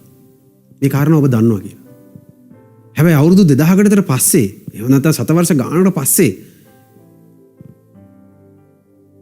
අපි හිතන විදිය ඔවුන් දන්නේ නැහැ. ඔවුන් හිතුවා අපි මේ විදිහට හිතයි කියලා. ඔවුන් හිතුවා මේක මොකද ඔවුන් හිතුවේ ඒ කාලේ අයට මේක යනවා කියලා. හැබැයි මේක දැන් අවුරුදු 2000 ගානක් තිස්සේ ඇවිල්ලා. තවත්. ඒ නිසා අපි බලන්න යනවා ඔවුන් හිතපු හැබැයි අපි දන්නේ නැති කාරණා කීපයක් ගැන. පළවෙනි එක තමයි මේ ඒ කට්ටිය හිතපු විදියක් තමයි මේ පිටස්තරයට වඩා ඒ කට්ටිය අගය කරේ එහෙම නැත්නම් මේ යුදෙව් සංස්කෘතියේ මේ මිනිස්සු මේ දේවල් ලිව්වේ ක්‍රියාව ගැන. අපි ඒකට කියන ෆන්ක්ෂන් ඕවර් ෆෝම් කියලා. ඒ කියන්නේ මොකක්ද? ඒක මේ වගේ දෙයක්. දැන් අපි බටහිර පන්නේ හිතන මිනිස්සු. ඒ සංස්කෘතියත් එක්ක ආපු මිනිස්සු. හැබැයි මේ මිඩල් ඊස්ට් තින්ක එහෙම නැත්නම් මේ දැන් මේ මැද පෙරදිග ඉන්න ඒ මිනිස්සු ඒ කට්ටිය හිතපු විදිය ඊටාම වෙනස්. බටහිරා හිතන විදියත් මැද පෙරදිගයි හිතන විදියත් වෙනස්. මම උදාහරණ කීපයකින් මේක කියන්න. ඒකයි මම කිව්වේ ඔවුන් හිතන්නේ අපි මේ මොකද්ද? අපි විනිශ්චය කරන්නේ මිනිස්සුන්ව පිටස්තරෙන්නේ. අපි ඔක අනිවාර්යෙන් කරනවා. සමහර අය කියනවා ඇවිල්ලා මේ අයියෝ මං හිතන් හිටියේ ඔයා ගැන මේ විදිහටනේ. නමුත් ඔයත් කතා කරද්දී ඔයා හරි වෙනස්නේ. ඔබ අනන්ත කියලා ඇති ඔය විදිහට. විශේෂයෙන්ම මට අනේ ගොඩක් අය කියනවා. කතා කරනකම් කට්ටිය හිතන් ඉන්නේ වෙන විදියක්. කතා කරාම වෙන විදියක්. ඇයි? අපි විශ්වාස කරන්නේ දකින්න ස්වරූපය අනුව, ෆෝම් එක අනුව. කොහොමද ඒ ස්වරූපය අනුව තමයි අපි හිතන්නේ. අපි සමහරලාට හිතනවා මේ හොඳ ඇඟ මහත උස තියෙන අර මේ කරාඹුවක් දාලා පච්ච දෙක තුනක් කොටලා එහෙම ඉන්න දැක්කම අපිට ඇති වෙන්නේ බයක්. අපි කතා කරන්න බයයි. හැබැයි කතා කරලා බැලුවම අනේ මේ මිනිස්සයා තරම් හරි හොඳ යහපත් හරි නොර්මල් මිනිස්සෙක් නෑ. අපි කියනවා මේ don't judge by cover. අපි කවරේත් එක්ක විනිශ්චය කරන්න එපා කියලා. හැබැයි අපි කරන්නේ මේකනේ. අපි කරන්නේම පිට කවරේ බලලා විනිශ්චය කරන එක. නේ? හැබැයි දැන් ඒ නිසා තමයි අපේ සංස්කෘතිවල ආගම්වල පිළිමය සහ රූපය හැදෙන්නේ. දැන් අපි පන්සලකට ගියොත් පිළිම විතරක් නෙමෙයිනේ. අපිට බිත්තියක බැලුවොත් මුළු කතාවම චිත්‍ර නගලා තියෙනවා. දැන් වෙසක් කාලේ පහ වුණා මේ කොරෝනා හින්දා නෑ. ඒත් ඔබ දන්නවා තොරණ කියලා හදනවා චිත්‍රයක් තියෙන්නේ. හැබැයි ඒකේ කතාව මිනිස්සුන්ට හොඳට තේරෙනව නේද? අර පොතේ ලියලා තියෙන ධර්ම දේවල් වලට වඩා මේ මිනිස්සුන්ට චිත්‍රෙන් කතා කරන්නේ. දැන් ග්‍රීක් සංස්කෘතියේත් ඕක තමයි උනේ. ඔබ රෝමෙට ගියොත් ඒ දේවල් හොයලා බැලුවොත් හරි ඔබ දැක්කොත් ඔබට පුළුවන් බලා ගන්න විශාල දෙවිවරුන්ගේ රූප. විශාල දෙවිවරුන්ගේ රූප සමාය කට්ටියක ඇයි? ඒ රූපේ ප්‍රමාණය අනුව තමයි රූපේ ඉන්න පුද්ගලයා අනුව තමයි එයාලා අපිට කතාවක් ඒ දෙවියන්ගේ බලය කියන්න හදන්නේ. ඒක තමයි අපේ සංස්කෘතිය. ඒක නිසා තමයි හැම ආගමකම මේක ආවේ අන්තිමට ක්‍රිස්තුස් වහන්සේ ක්‍රිස්තියානි ආගමටත් මේ පිළිම ඇයි ඇතුල් උනේ? අපිට රූපෙන් තමයි කතාව කියන්නේ. අපි එහෙම රූපෙන් තේරුම් ගන්න මිනිස්සු. ඒක අපේ සංස්කෘතිය, ඒක අපි හැදෙන විදිය. අපි ඉගෙන ගන්නේ රූප වලින්. දැන් අපි ක්‍රිස්තුස් වහන්සේගේ රූපයක් හදලා තියෙනවනේ යේසුස් වහන්සේ කියලා. ඇත්තටම යේසුස් වහන්සේ නෙමෙයිනේ. හැබැයි ඔබ රටින් රටට ගියොත් ඒ රූපේ තනිකර වෙනස්. ලංකාවේ දකින්න රූපේ නෙමෙයි වෙන රටක තියෙන්නේ. ඇයි? ඒක ඒ රටේ සංස්කෘතියට අනුව තමයි රූපේ හැදෙන්නේ. ඇයි? කතාවක් කියන්න හදනවා. එයාගේ ස්වරූපය ඒ සංස්කෘතියට අනුව රූපෙන් පෙන්වන්නේ. වචනෙන් නෙමෙයි. ඒක නිසා තමයි ග්‍රීක් සංස්කෘතියේ වැඩි ලියලා නැහැ ග්‍රීක රෝමේ සංස්කෘතිය. ගොඩක්ම තියෙන ස්ටැචුස්. ඔබ දන්නා පාවුල්තුමා පවා පිළිමත් දැකලා පිළිමයක් නැති දෙවි කෙනෙක් කිව්වම ටක් ගාලා ගිහිල්ලා කතා කරනවා. ඇයි? පිළිම තමයි හැම තැනම තියෙන්නේ. එහෙම තමයි ඒ සංස්කෘතිය. හැබැයි යුදෙව් සංස්කෘතිය වෙනස්. ඔබ ඊශ්‍රායලට ගියොත් ඔබට එක පිළිමයක් එක රූපයක් හොයාගන්න නැහැ. කිසිම දෙයක් නෑ වාට හොයාගන්න. ඔබේ රටේ ඇවිදලා බැලුවොත් මුකුත් නෑ හොයාගන්න. ඇයි? ඒ කට්ටිය පිළිම වලින් නෙමෙයි කතා කරන්නේ. එයාලා කතා කරන්නේ මොකෙන්ද? එයාලා කතා කරන්නේ සාහිත්‍යයෙන්. සාහිත්‍යය. ඒකට තමයි බයිබලය කියන්නේ. අකුරු, වචන. එයාලගේ භාෂාවේ තියෙන සාහිත්‍යයෙන් තමයි එයාලා කතා කරේ දායින්දම්. එයාලා භාෂාවෙන් තමයි දෙවියන් වහන්සේ පෙන්වන්නේ. ඒක නිසා තමයි දැන් අපි අලුත් කිතුණු අපේ සභාවට ආවම අපි සභාව සමහරලාට ලොකු වැරදි කරනවා මේ. ආපු ගාම්ම කියනවා ප්‍රතව පිළිම නමස්කාරය නවත්තන්න ඔයා මේක නවත්තන්න රූප තියන් ඉන්නපා ගෙදර ඒක සාපයක් කතන්දර කෝටියයි. කාටද මේ? අලුත ආපු කෙනාට. ඔබ පොඩ්ඩක් කල්පනා කරලා බලන්න මේ මිනිස්සයා එන සංස්කෘතිය. ඔබ කරන දේ. ඔබ දැන් බයිබලේ ටිකක් දැනගෙන හැබැයි ඒත් ඔබට තාම හරියට දෙවියන් වහන්සේ හරියට දන්නේ නැහැ හොඳේ. ඔබට හරියටම දන්නේ නැහැ. හැබැයි ඔබ එකපාරම කියනවා පිළිම නමස්කාරය කරනවා. මේක ගෙඩි පිටින් ලියලා තියෙනවනේ. මා හැර වෙන දෙවි කෙනෙක්ව අනුරූපයක් කපා ගන්න එපා රකම මේක කියලා. ඉතින් කියනවා. පොඩ්ඩක් හිතලා බලන්න. ඇයි මේ පාඩම මම උගන්වන්න හේතුව මේක? ඒකින් කියන්නේ මේ පුද්ගලයා පිළිම නමස්කාරය කරාට කමක් නැහැ කියන එකද? නෑ. මම කියන්නේ ඒක නෙමෙයි. මම කියන්නේ ඒක නෙමෙයි. හැබැයි අලුතෙන් එන කෙනෙක්ට ඕක කිව්වා. ඊළඟ දවස් පල්ලියට එයිද? ඊළඟ දවස් හම්බෙයිද? නෑ.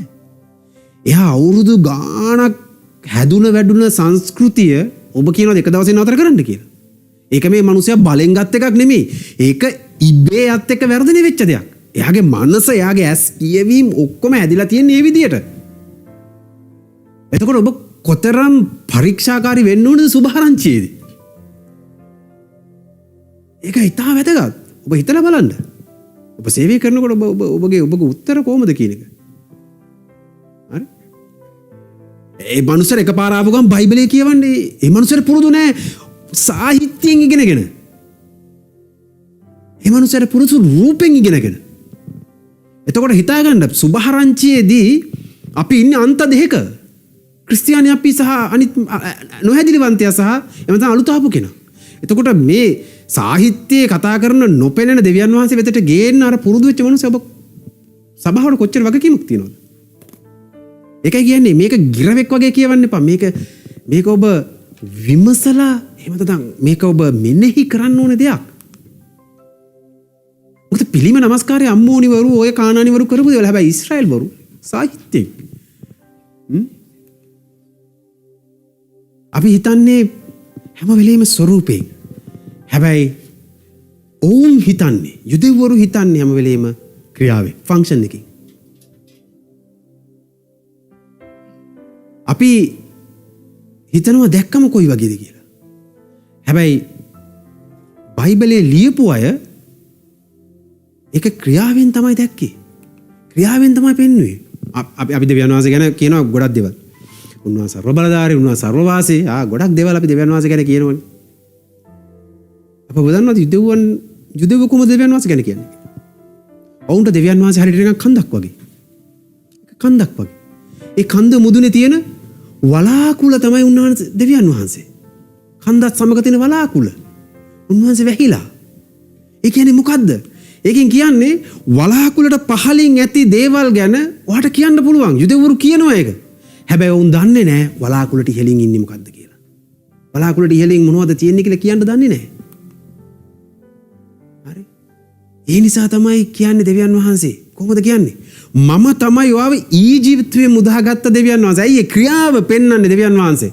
හොඳ උදාහරණයක් තියෙනවා. මම මේකට හොඳම උදාහරණය තමයි මතෙව් 11. බලන්න මතෙව් 11 වෙනි පරිච්ඡේදයේ දෙකේ අහනවා යොහන් ගෝලයන්ට කියලා ගිහිල්ලා අහන්න එන්න කියනවා ක්‍රිස්තුස් වහන්සේගේ ක්‍රියා ගැන හිරගේ අසා එන්නා වූ තැනැත්තේ ඔබද කියලා. දැන් ගෝලයන්ට කියනවා ගිහිල්ලා අහන් එන්න කියලා. හරි. දැන් ක්‍රියා ගැන තමයි වද උනේ. හොඳේ. බලන්න ක්‍රියා ගැන තමයි වද උනේ. එන්නා වූ තැනැත්තේ ඔබද. බලන්න යේසුස් වහන්සේ උත්තර දෙන එක. යේසුස් වහන්සේ කොහෙවත් කිව්වද ඔව්ම තමයි සල්ල බරදාරි දෙවියන් වහන්සේ කියලා. යේසුස් වහන්සේ 11:4 ලස්සන පිළිතුර දෙනවා. කොහොමද දෙන්නේ? උන්වහන්සේ උත්තර දෙමින් නුඹලා අසන දකින දේ ගොස් යොහන්ට දන්නව නැයි. උන්වහන්සේ ක්‍රියාවෙන් තමයි හැම වෙලේම පෙන්වුවේ. මම තමයි රතු මූද මැදින් ඔබ මුදාගෙන ගෙනාපු දෙවියන් වහන්සේ. මම තමයි ඔබව පීඩා කාලේ එහෙම නැත්නම් අපි දන්නවා වසංගත කාලේ මුදවගත්ත දෙවියන් වහන්සේ. ඊශ්‍රායල්වරු හඳුන්වන්නේ එහෙම දෙවියන් වහන්සේව. හැබැයි අපි පිටින් බලලා කතා කරන්නේ. අපි දෙවියන් වහන්සේ ගැන බලන්නේ කොහොමද? පිටින්. ඇයි පිටින්? අපිට බලන්නේ ස්වરૂපය. ඔවුන් කල්පනා කරන්නේ ක්‍රියාව ගැන. මොන වගේ ක්‍රියාවක්ද උන්වහන්සේ කරන්නේ? ඊට පස්සේ තමයි උන්වහන්සේ ගැන ඒ කට්ටිය හිතපු තව ක්‍රමයක් තමයි හිමිකාරීත්වය පිළිබඳ සම්බන්ධතාවය. ඒ මොකද්ද? Relationship over ඕනර්ෂිප්. හිමිකාරීත්වය පිළිබඳ සම්බන්ධතාවය. දැන් මේක මගේ ෆෝන් එක. මගේ බයිබලේ. මේව තමයි අපි හැමදාම හඳුන්වන්නේ. මගේ රිමෝට් එක. මේ මගේ ෂර්ට් එක. මගේ. හැබැයි ඒ කට්ටිය හඳුන්වන්නේ කොහොමද? එයාලා ඒ භාණ්ඩයත් එක්ක තිබ්බ සම්බන්ධතාවයත් එක්ක තමයි කතා කරේ. දැන් උදාහරණයක් විදිහට කිව්වොත් මේක මගේ බයිබලයේ කිව්වට ඔවුන් කියන්නේ මේක මගේ තමයි. හැබැයි කතා කරන්නේ කොහොමද? සම්බන්ධතාවයක් එක්ක කායකද? මේක දෙවියන් වහන්සේගේ බයිබලය. හැබැයි මේක මට තමයි. හැබැයි මේක දෙවියන් වහන්සේගේ බයිබලය. සම්බන්ධතාවයක් තියෙනවා. මම නෑ මේක මගේ බයිබලය. මොන දෙවියන් මේක මගේ බයිබලය. පස්සේ තමයි මේක දෙවියන් වහන්සේ ලිව්වා අරකයි මේකයි කියලා හිතන්නේ. හැබැයි ඔවුන් කතා කරන්නේ එහෙම නෙමෙයි. උදාහරණයක් මම කියන්නම් මේක තේරුම් ගන්න. කමල් කියලා පුද්ගලයෙක් කමල් නෙමෙයි. අපි එක බයිබලයේ ඔබ දැකලා ඇති. මෙන්න මේව කතා කරනවා. මම මේකට ලංකාවේ නමක් දැම්මේ. son of Kamal. එහෙම නැත්නම් කමල්ගේ පුත්‍රයා. හරි? කමල්ගේ පුත්‍රයා විදියට එක ළමෙක් ගොඩ නැගෙනවා. කමල්ගේ පුත්‍රයා විදියට. හරි? කාලයක් ඇවිල්ලා මේ කමල්ගේ පුත්‍රයා කියන කෙනා ගොඩ නැගිලා කාලයක් ඇවිල්ලා කසාද බැඳලා ළමෙක් හම්බුනාම දැන් යාර කතා කරන්නේ කොහොමද?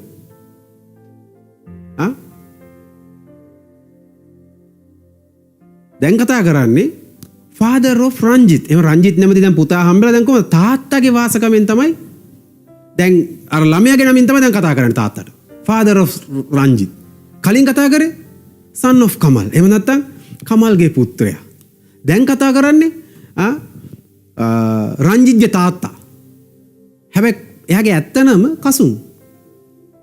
කවුරුත් එහෙම කතා කරන්නේ නැහැ. බයිබලෙ ඔබ දැකලා තියෙනවද මෙහෙම? බයිබලෙ තියෙනවා සෙබදිගේ පුත්‍ර වූ දාවිද්ගේ පුත්‍රයා වූ. මෙහෙම තමයි කොහොමද? රිලේෂන්ෂිප් එකක් සම්බන්ධතාවයක් එක්ක තමයි හඳුන්වන්නේ. ඒ නිසා තමයි යේසුස් වහන්සේ ඔබට හඳුන්වන්නේ මම දෙවියන් වහන්සේගේ පුත්‍රයා කියලා. ඔබට පේනවා දෙවියන් වහන්සේගේ පුත්‍රයා කිව්වම අපිට හිතෙන්නේ තාත්තා ඉන්නවා පුතා ඉන්නවා බලය අඩුයි. ඔහොමනේ කතා කරන්නේ. නැහැ. ඒ යුදෙව් සංස්කෘතිය කතා කරන්නේ දෙවියන් වහන්සේගේ පුත්‍රයා කියන නමින්. එයාගේ නම අර මම ඉස්සෙල්ලා කියන්නේ කමල්ගේ පුත්‍රයා. ඒ වගේ තමයි. නමින් ඇඳුන්නුවට ඒ ඉන්නේ දෙවියන් වහන්සේ. නමින් ඔබව හඳුන්වලා දෙනවා. මොකද ඒකට සංස්කෘතිය හඳුන්වලා දෙන්නේ එහෙම. රිලේෂන්ෂිප් එකක් එක්ක සම්බන්ධතාවයක් එක්ක. ඒ වගේ තමයි දෙවියන් වහන්සේ බලන්න උන්වහන්සේ හඳුන්වලා දෙන විදිය කොහොමද? මම ආබ්‍රහම්ගේ, ඊසාක්ගේ, යාකෝබ්ගේ දෙවියන් වහන්සේ. හැම වෙලේම හඳුන්වලා දෙන එක සම්බන්ධතාවයක් එක්ක. එහෙම තමයි මේ කතුවරු මේ ලිව්වේ මේවා. දැන් අපි යන්නේ වෙනම සංස්කෘතියකින් ඉඳලා අපිට මේක පැටලෙනවා. අපි හිතනවා ඒක දෙවියන් වහන්සේගේ පුත්‍රයා කියලා හිතුවම අපි හිතන්නේ බලයෙන් අඩු කෙනෙක්. ඇයි අපිට තාත්තා පුතා කිව්වම වෙනම දෙයක් තියෙන්නේ. නමුත් එයාලා මේ කතා කරන්නේ නම සම්බන්ධතාවයක්. එහෙම තමයි හඳුන්වලා දෙන්නේ. හරි? ඒ නිසා තමයි යුදෙව්වරුන්ට තරහ ගියේ එහෙම කියනකොට. මම දෙවියන් වහන්සේගේ පුත්‍රයා කියනකොට අම්බෝ පරිසිවරු සදිසිවරු ඔක්කොම තරහ ගියා. හැබැයි අපිට තරහ යනකොට අපිට මුකුත් වෙන්නේ නැයි. අපිට තේරෙන්නේ නැහැ. අපි ඒ සංස්කෘතිය නෙමෙයි. අපිට සම්බන්ධතාවයක් එක්ක නෙමෙයි අපි කතා කරන්නේ. අපි මම විශේෂ, තනි විශේෂයක්. හරි?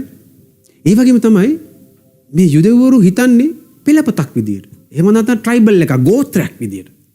අපි හිතන්නේ තනි තනිව.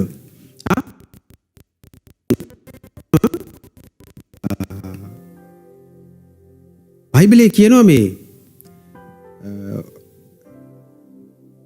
යාකෝබ් එහෙම නැත්නම් යොෂුවා මැරි තමන්ගේ පියවරුත් සමග තැන්පත් කරා කියලා. පියවරුන්ගේ සෝනේ. මොකද්ද මේ වුනේ? හරි?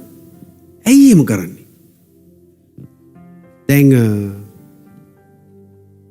මේ කාලේ ඔය අතීතයේ තිබ්බ යුදෙව්වරු මොකද වුනේ? කෙනෙක් මැරුණම අපි දන්නවා යේසුස් වහන්සේ මැරුණමත් මේ කතාව කියනවා. මොනවද කරන්නේ?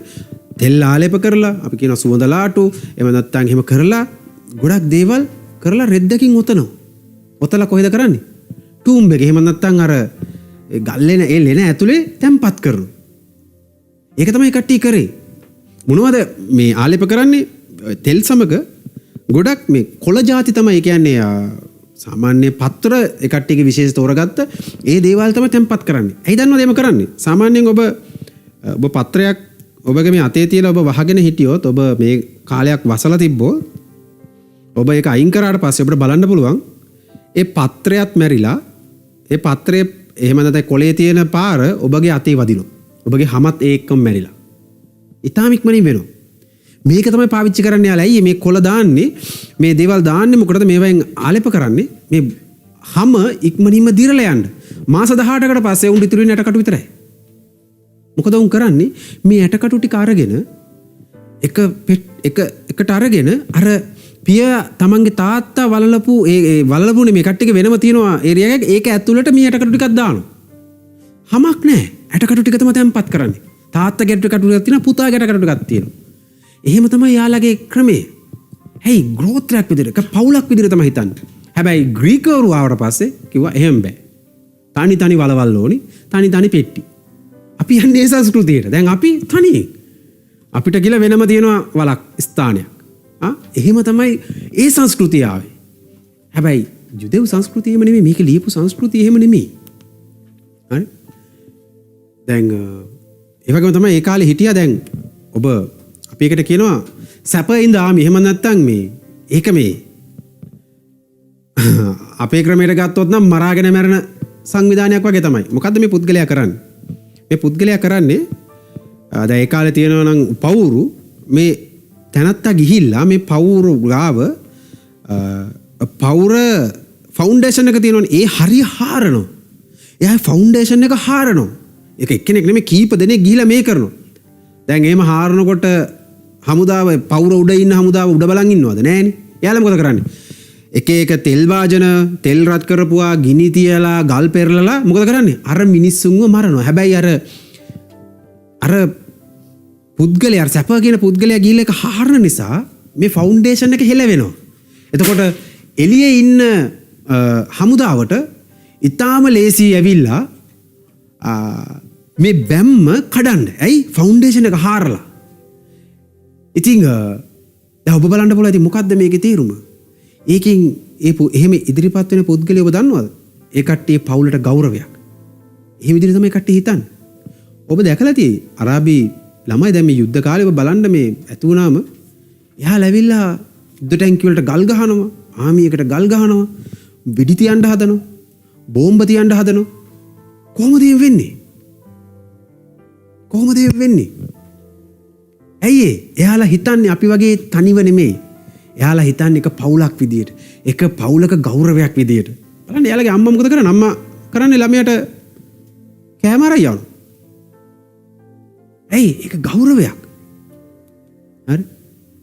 අපි තමයි සුපර්මෑන්ලා හොයන්නේ. නමුත් එයාලා කල්පනා කරන්නේ පවුලක් ගැන. ෆැමිලි එකක් ගැන. ඉතින් බලන්න යේසුස් වහන්සේ කියනවා යොහන් 8:42 මෙන්න මේ වගේ දෙයක්. යේසුස් වහන්සේ උන්ට කියනසේක් දෙවියන් වහන්සේ නුඹලාගේ පියාණෝ නම් නුඹලා මට ප්‍රේම කරන්නෝය. මක් නිසාද මම දෙවියන් වහන්සේ කෙරෙන් නික්ම ඇවිත් සිටිමි.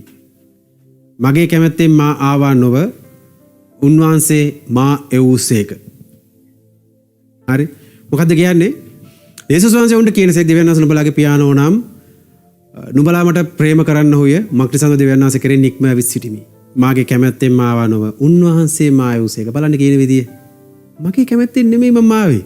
උන්වහන්සේ මා එව්වා. තව තැනක යේසුස් වහන්සේ කියනවා මම ආවේ බෝ විනිශ්චය කරන්න නෙමෙයි. දෙවියන් වහන්සේගේ කැමැත්ත කරන්න.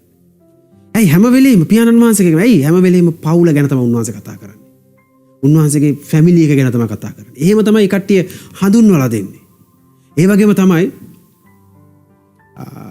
ඒ කට්ටියගේ හිතන විදිය දිශාවන් හරි වෙනස්. අපි තමයි උතුර දකුණ හිතන්නේ. හැබැයි ඒ මිනිස්සු හිතුවේ කොහොමද දන්නවද? ඒ මිනිස්සුගේ හැම වෙලෙම තිබ්බේ නැගෙනහිර සහ බටහිර. එයාලගේ කතාවන් වල තිබ්බේ මට දැන් අපි හැම වෙලෙම අපිට කියනවා උතුර බලලා තමයි හිට ගන්න. උතුර බලලා හිටගෙන තීරණය කරන්න. එයාලා එහෙම නෙමෙයි. එයාලා හැම වෙලෙම නැගෙනහිර දිශාව බලලා තමයි හිටගත්තේ. තීරණය කරේ. ඇයි? හේතුව ඔවුන්ගේ කූඩාරම් පිටර තිබ්බේ හැම වෙලෙම නැගෙනහිර දිශාව බලලා. ඇයි? උදෑසන ඉර එනකොට එයාලගේ එලාම් ක්ලොක් එක. එහෙම නැත්නම් එලාම් එක වදින්නේ එතනින්. හරි? ඉතින් නැගෙනහිර මුහුණලා තමයි එයාලගේ ගණනයේ කිරීම තියෙන්නේ නැගෙනහිරත් හරි නැගෙනහිර දිහා බලලා. ඔවුන්ගේ එතකොට ඔවුන්ගේ උතුර දැන් මම මෙහෙම නැගෙනහිර ඉන්නවා නම් නැගෙනහිර දිහා බලාගෙන ඔවුන්ගේ උතුර තියෙන්නේ ඔවුන්ගේ වම් අත පැත්තේ. හරි? ඔවුන්ගේ බටහිර තියෙන්නේ ඔවුන්ගේ දකුණු අත පැත්තේ. පිටිපස්සේ තමයි හරි එහෙම නැත්නම් දකුණත පැත්තේ තියෙනවා දැන් වම් අත පැත්තේ තියෙන උතුර දකුණත පැත්තේ තියෙනවා දකුණ බස්නාහිර පැත්තේ එහෙම නැත්නම් පිටිපස්සේ මොකද්ද උන්ට තිබුණේ? උන්ට තිබුණේ මුහුද. උන්ට තිබුණේ මධ්‍යධරණී මුහුද. බලන්න ඊශ්‍රායල් අදට බලන්න ඊශ්‍රායලයේ තියෙන පිහිටීම අනුව උන්ට උතුර තියෙනවා. ඔවුන්ගේ දකුණ උන්ට ඉදිරියේ නැගෙනහිරෙන් තියෙන්නේ උන්ගේ දේවමාලිගාව. එහෙම නැත්නම් අපි එකට කියනවා වෙස්ටර්න් වෝල් එක කියලා. පිටිපස්සෙන් තියෙන ගාසා තීරය. උන්ගේ පීඩාව එදත් එහෙමයි අදත් එහෙමයි. උන්ගේ පීඩාව. උන්ගේ හැම පීඩාවම පිටිපස්සේ තිබ්බේ. මොකද ඔවුන් අපි තමයි උතුර දකුණ බලන්නේ. ඔවුන් කතා කරන්නේ නැගෙනහිර බස්නාහිර. ඔවුන් නැගෙනහිර තමයි ඔවුන්ගේ හැම ආශිර්වාදයක්ම. ඇයි ඔවුන්ගේ මුහුණට සූර්යයා නැගිටිනවා වගේ තමයි එයාලගේ ආශිර්වාද ගැන එයාලා හිතුවේ. එයාලා හිතන විදි වෙනස්. අපි හිතනවා වගේ නෙමෙයි. ඒ වගේම තමයි එයාලා හැම වෙලේම කතා කරේ දිවි ගලවා ගැනීම ගැන. අපි පහසුව ගැන. අපිට වර්ෂාව එකලකට වදයක්. නේ? හැබැයි උන්ට ඒක ආශිර්වාදයක්. ඔවුන් හිතන්නේ ඔවුන්ගේ ලැබෙන ඒ වර්ෂාවෙන් උන්ට ඒක ආශිර්වාදයක්. අපිට බඩගිනි. නේ? හැබැයි ඔවුන් දන්නවා බඩගින්න කියන්නේ මොකක්ද කියලා. අපිට අද බත් පරිප්පු හෙට අයියෝ අද පරිප්පුද? ගිය සතියේත් මස් කෑවනේ. සමහරලාට නේ ගෙදර අපි ගියාම කණ්ඩ මොනවාර හොයන්න ෆ්‍රිජ් එකේ තියෙනවා දේවල්. කණ්ඩ මොකුත් නැහැ නේ. මොකද අපිට බඩගින්න නිකන් අපිට නිකන් ඒක හරිය සාමාන්‍ය නිකන් දැනීමක් විතරයි. නිකන් පිරියක් නෑ වගේ. හැබැයි පොඩ්ඩක් හිතන්න අවුරුදු 40ක් අවුරුදු ගහනක් ඔවුන් කෑවේ එකම කෑම එක මන්න. පොඩ්ඩක් හිතලා බලන්නකො කොහොමද කියලා. එකම රස. එකම දේ. එහෙමත්ම බැරි වෙලා කොඳුරු ගෑම තමයි ඔන්න වටුව හම්බුනේ. මස් හම්බුණා. ආයෙත් මන්න. ආයෙත් ඒක. එකම දේ. වෙන කිසිව කාන්තාරේ වෙන මොනවද තියෙන්නේ? කඩේට ගිහලා අරන් එන්නද? ෆුඩ් සප්ලයිද නැහනේ. හැබැයි ඔවුන් දන්නවා බඩගින්නේ මොකද්ද කියලා. ඔවුන් මේ බයිබලේ ලියලා තියෙන්නේ ඒ මානසිකත්වයත් එක්ක. කියවන අපිට මේක තේරෙන්නේ නැහැ. ඇයි? අපිට කැම ප්‍රශ්නයක් නැහැ. අපිට වැස්ස ප්‍රශ්නකුත් නැහැ. ශ්‍රී ලාංකික අපිට ආපෝ වැස්ස කොම ප්‍රශ්නයක් නැහැ. වතුර කිසිම ප්‍රශ්නයක් නැහැ. අපිට මොකුත් ප්‍රශ්නයක් නැහැ. නමුත් ඔවුන්ට ඒක ප්‍රශ්නයක්. ඔවුන් කාලය වටහා ගන්න එක වෙනස්. ඊළඟ කාරණාව. එයාගේ කාලය තේරුම් ගැනීම අපේ කාලය තේරුම් ගැනීම වෙනස්. ඒ කොහොමද? මේක හොඳට තේරුම් ගන්න. අපිට අතීතේ අතීතෙම තමයි. නමුත් ඔවුන්ට අතීතේ වර්තමානය. හරි? ඔබ ගිය සති කීපය තුල ඔබ බැලුවා නම් ගාසා තීරය සහ ඊශ්‍රායල් අතර සටනේදී ඉන්ටර්නෙට් එකේ ගියේ මොකක්ද? ඉන්ටර්නෙට් එකේ හඳුන්වලා දුන්නේ කොයි විදියටද? ඉන්ටර්නෙට් එකේ මේ ගැන කතා කරනකොට නිවුස් වල මොනවද කතා කරේ? ඉතිහාසය ගැන. මේම ඉතිහාසය. ඇයි? ඔවුන්ට මේ වර්තමානයේ තිබ්බට දැන් ඉතිහාසයේ වැඩක් නැහැ නේ. ඒක ගිහිල්ලා. හැබැයි අපිට දැන් අපේ ප්‍රශ්නවලදී අපි කවදා හරි කල්පනා කරනවාද ඉතිහාසය මේම කරගත්තා කියලා. අපිට LTT ප්‍රශ්නේ තියෙද්දි ත්‍රස්තවාදී ප්‍රශ්නේ අපි කවදාද ඉතිහාසය ගැන කියවුවද? නෑනේ. අපි මේ මොහොතේ ඒ තිබ්බ ප්‍රශ්නෙට උත්තර දුන්නේ. හැබැයි ඔවුන් එහෙම නෙමෙයි. ඔවුන්ට අතීතයේ වර්තමානයේ. ඔවුන් එහෙම තමයි බලන්නේ. උදාහරණයක් කියන්න. ඔබ දන්නවා ලොත්ගේ බිරිඳ ගැන.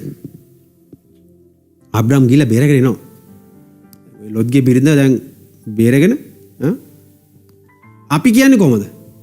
මොකද අපි කියනවා ඇය පසුපස බැලුවා. බලපු ගමන් ගල් කණුවක් වුණා. ලුණු කණුවක් වුණා. පිටිපස්ස බැලුවා ඒකම ලුණු කණුවක් වෙලා ගියා. දැන් අපි හඳුන්වන්නේ කොහමද ඒක? මොකද ඇය අතීතය ගැන දුක් වුණා. අපිට ඒක පාපිෂ්ඨ ජීවිතය. ඇගේ පාපිෂ්ඨ ජීවිතය අතහැරලා ඉන්න බැරුව ගියා. ඒ නිසා තමයි ඇය ගල් කණුවක් වුණේ.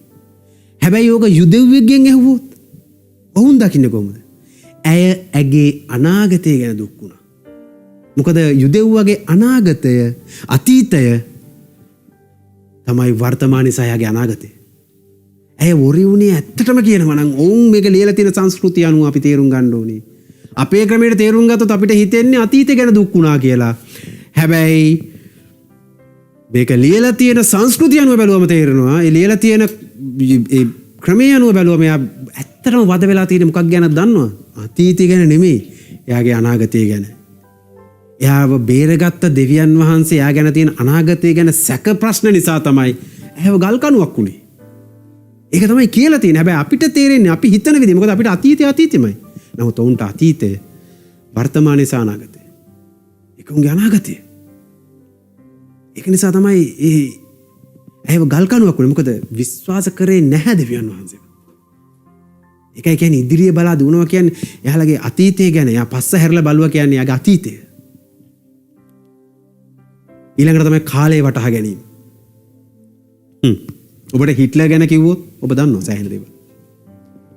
ඔබට මහින්ද ගැන කිව්වොත් ඔබ දන්නවා සෑහෙන.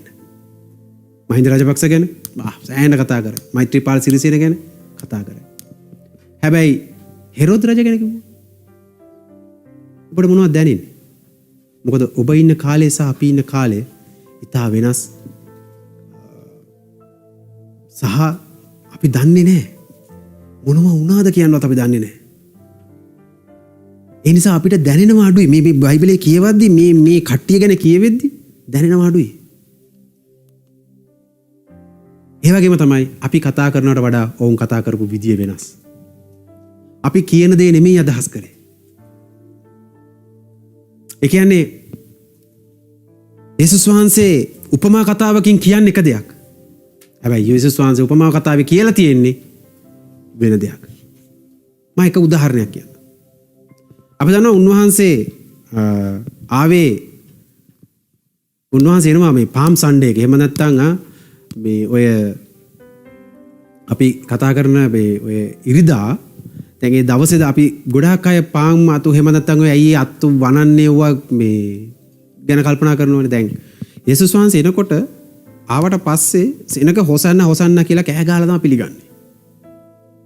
හරි. ඊට පස්සේ මේ ඇතුළට ගියාම පරිසරු වහනවා මේ ඇයි මෙහෙම කරේ කිව්වම යේසුස් වහන්සේ කියනවා ඔබට තිබ්බා මේක නවත්තන්න කියලා. එතකොට යේසුස් වහන්සේ කියනවා මම කතා කරා නම් මේ තියෙන ගල් මං වෙනුවෙන් කතා කරනවා කියලා. දැන් අපිට හිතෙන්නේ කොහොමද දන්නවද? යේසුස් වහන්සේ කිව්වනම් ගල් ටිකට කටක් ඇවිල්ලා සද්දයක් දායි. හැබැයි යා කිව්වේ ඒක නෙමෙයි. ගල් කතා කරනවා කියලා කිව්වේ මොකද්ද? එයා ඒකට කතා කරා නම් ඒ සෙනගට මොකද සෙනග හිතන් හිටියා දැන් ඇවිල්ලා මුදව ගනී රෝම රාජ්‍යෙන් කියලා. ඒක තමයි සංස්කෘතිය අතර තිබ්බ ඒක බැලුවා තිබ්බ સંદર્ભය. එයා කතා කරා නම් ගල් කතා කරන්නේ කොහොමද දන්නවද මේ මැද පෙරදිග? ඔබ දැකලා ඇති ගිය සතිවල දකින්න ඇති ගල්. කට්ටිය ගල් අරගෙන ගහනවා. කතා කරන්නේ එහෙම ගල්. කොහොමද? ගල් ප්‍රහාර එහෙම නැත්නම් කෝලහලයක් ඇති වෙයි කියන එක තමයි යේසුස් වහන්සේ කිව්වේ. හැබැයි අපිට ඒක තේරෙන්නේ නැහැ. මොකද උන්වහන්සේ කිව්වේ වෙන දෙයක්. කතා කරන්නේ වෙන දෙයක්. ඉතින් උන්වහන්සේ කිව්වේ මම කතා කරා නම් කෝලහලයක් ඇති වෙයි කියලා. හැබැයි අපිට තේරෙන්නේ වෙන විදියකට. ඇයි අපි මෙහෙම කරන්නේ? ඇයි අපි මේ වගේ දෙයක් බැලුවේ? බලන්න අපි තව බොහෝ දේවල් තියෙනවා බයිබලයේ මේවා ඉගෙන ගන්න. ඔබ ගිරවෙක් වගේ කියවන කෙනෙක් නම් ඔබ ඔහි කියවන කෙනෙක් නම් බයිබලේ ඔබට මේව හම්බෙන්නේ නැහැ. හැබැයි ඔබ විමසලා කියවන කෙනෙක් නම් කරුණු කාරණා ගැන හොයලා කියවන කෙනෙක් නම් ඔබ ඉගෙන ගන්න යනවා බොහෝ දේවල්. එතකොට ඔබ අහන්න පුළුවන් ඉතින් බ්‍රදර් දැන් අපි කොහොමද මේව ඉගෙන ගන්නේ? බයිබල් පන්තියට එන්න. තව ගැඹුරින් ඉගෙන ගන්න ඕන නම් එන්න අපි අත්තිවාරම් පන්තියට. තවත් ගැඹුරින් ඉගෙන ගන්න ඕන නම් අත්තිවාරම් පන්ති 1 2 ඉවර කරන්න තුන්වෙනි එකේ ඔබට පුළුවන් බයිබල් විද්‍යාලයට ඇතුල් වෙන්න. දැන් මේ දවස්වල යනවා අපි ගැඹුරින් ඉගෙනගෙන. අවස්ථා තියෙනවා ඔබ එන්න. සභාව ඔබට වෙනුවෙන් බොහෝ දේවල් ඇරලා තියෙනවා මේ වෙනුවෙන්. ඉතින් අපි අවසන් කරන්න යනවා. අපි තීරණයක් ගමු. ඔබ තීරණයක් ගන්න බයිබලය ඔහේ කියවන්න නෙමෙයි. බයිබලය විමසලා මෙනෙහි කරලා කියවන්න. හිමින් කියවන්න. ඒකේ තියෙන කරුණු ගැන බලන්න. කල්පනා කරන්න සංස්කෘතීන් ගැන. ඔවුන් කතා කරපු දේවල් ගැන. දැන් මම උදාහරණයක් කිව්වා. මේ වීඩියෝ පටේ ආයේ මේ වීඩියෝ එක ආයේ බලන්න. බලලා තේරුම් ගන්න මේ කියපු දේවල්. මේ වගේ ගොඩාක් දේවල් තියෙනවා මේක ඇතුලේ. ඉතින් ඔබ තීරණයක් අරගෙන ඔබ කියවීම වෙනස් කරොත් මම විශ්වාස කරනවා. ඔබ දැන් ඉන්න මට්ටමට වඩා බොහෝසේ විශාල ලෙස ඔබගේ ජීවිතේ පරිවර්තනය වෙන්න යනවා කියලා. ඒ නිසා මම දෙවියන් වහන්සේට යාඥා කරනවා. මම දෙවියන් වහන්සේට ස්තුති කරනවා. ඔබ බයිබලයේ කියවන කෙනෙක් නිසා දැන් ඔබ පරිවර්තනය වෙන්න යනවා. ඔබ බයිබලයේ විමසන කෙනෙක් වෙන නිසා. හalleluya. දෙවියන් වහන්සේට ස්තුති වේවා. ගෞරවය වේවා. උන්වහන්සේගේ මේ කාලය නිසා අපි